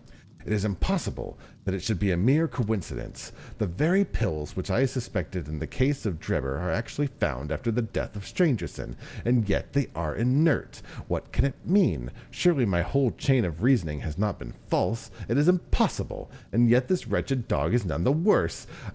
Ah, I have it! With a perfect shriek of delight, he rushed to the box, cut the other pill in two, dissolved it, added milk, and presented it to the terrier.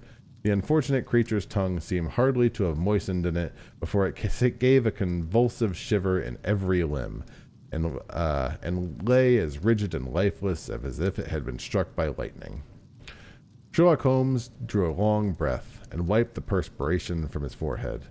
"I should have had more faith," he said. "I ought to know by this time that when a fact appears to be opposed to a long train of deductions, it invariably proves to be capable of bearing some other interpretations. Of the two pills in that box, one was of the most deadly poison, and the other was entirely harmless. I ought to have known that before ever I saw the box at all." The last statement appeared to me to be so startling that I could hardly believe that he was in his sober senses. There was the dead dog, however, to prove that his conjecture had been correct. It seemed clear to me that the mists in my own mind were gradually clearing away, and I began to have a dim, vague perception of the truth. All this seems strange to you, continued Holmes, because you failed at the beginning of the inquiry to grasp the importance of the single real clue which was presented to you. I had the good fortune to seize upon that, and everything which has occurred since then has served to confirm my original supposition, and indeed was the logical sequence of it.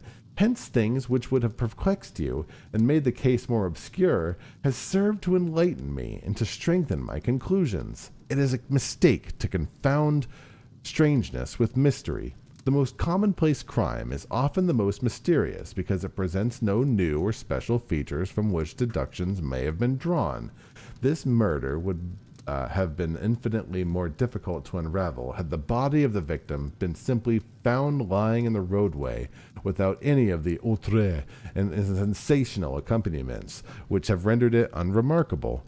These strange details, far from making the case more difficult, have really had the effect of making it less so.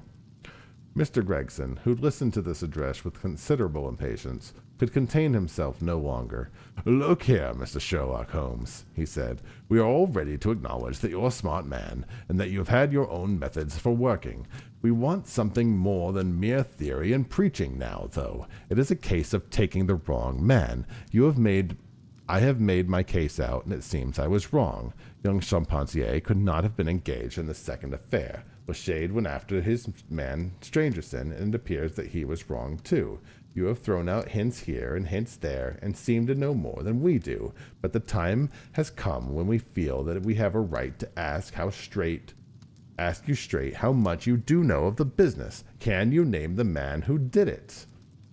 "I cannot help feeling that Gregson is right, sir," remarked Lestrade. "We have both tried, and we've both failed. You've remarked that more than once since I have been in the room that you've had all the evidence which you require.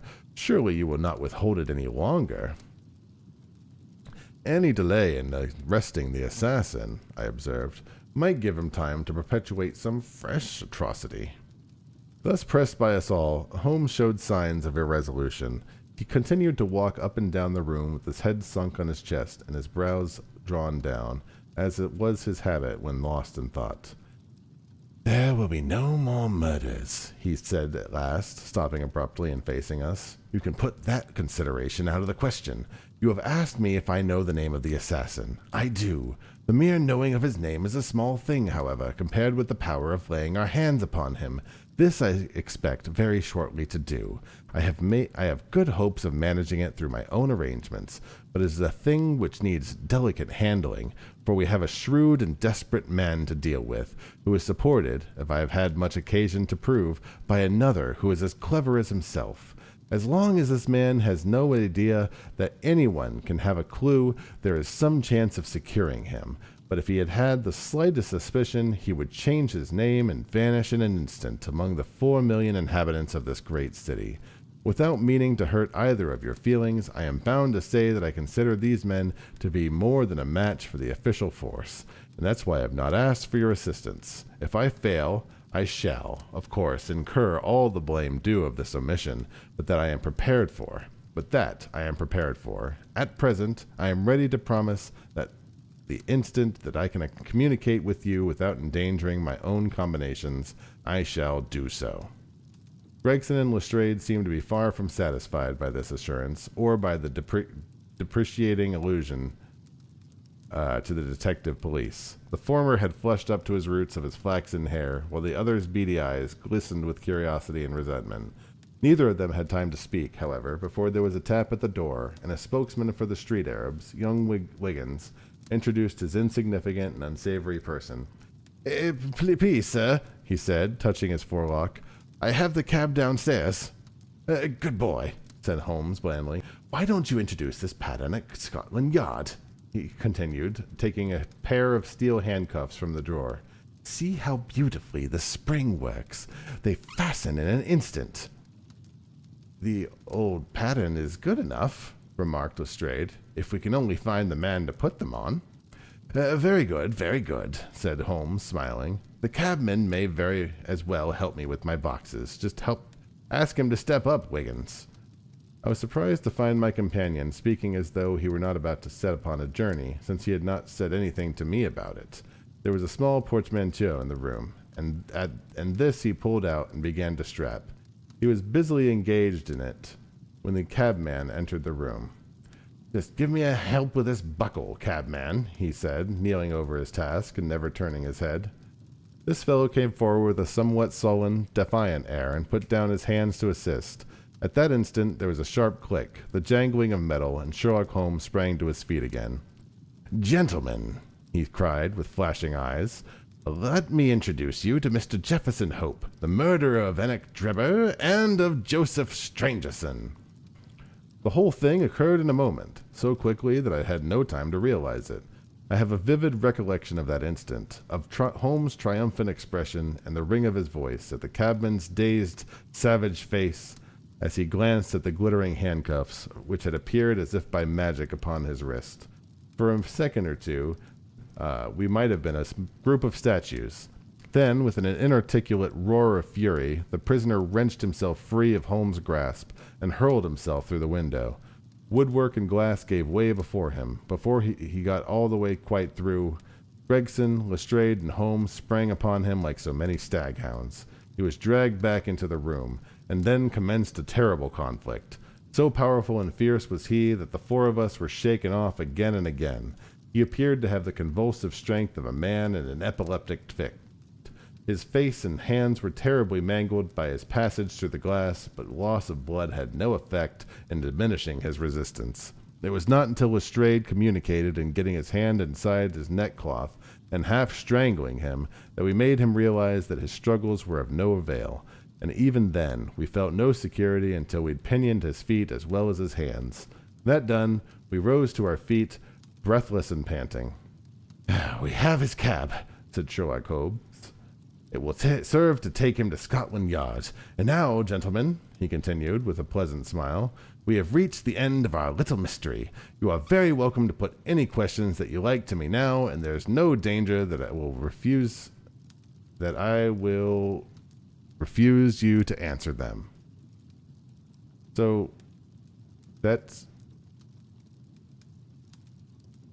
basically, hold on one second here.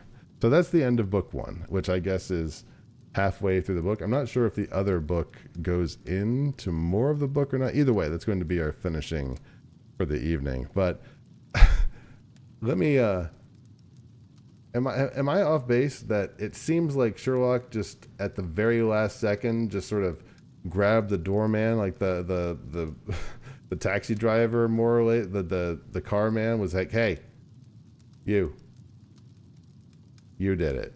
And then it was done. Like, I know maybe I misinterpreted the ending there. I might have to ponder that for a little bit. But it seems like A Study in Scarlet.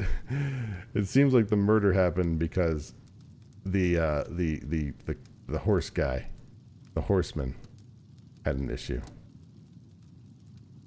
I don't know. All I know is that was a great mystery.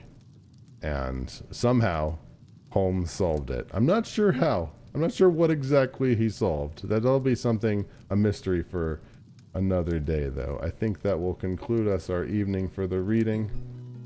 I'm going to go eat some Pop-Tarts. You all have a fantastic evening. Make sure to do some reading. Reading is important. Literature, one of the most important things in the world. You all are far too calm over there. I think you all need to be slingerooed. Bye. See you later, kids. You all have a fantastic evening.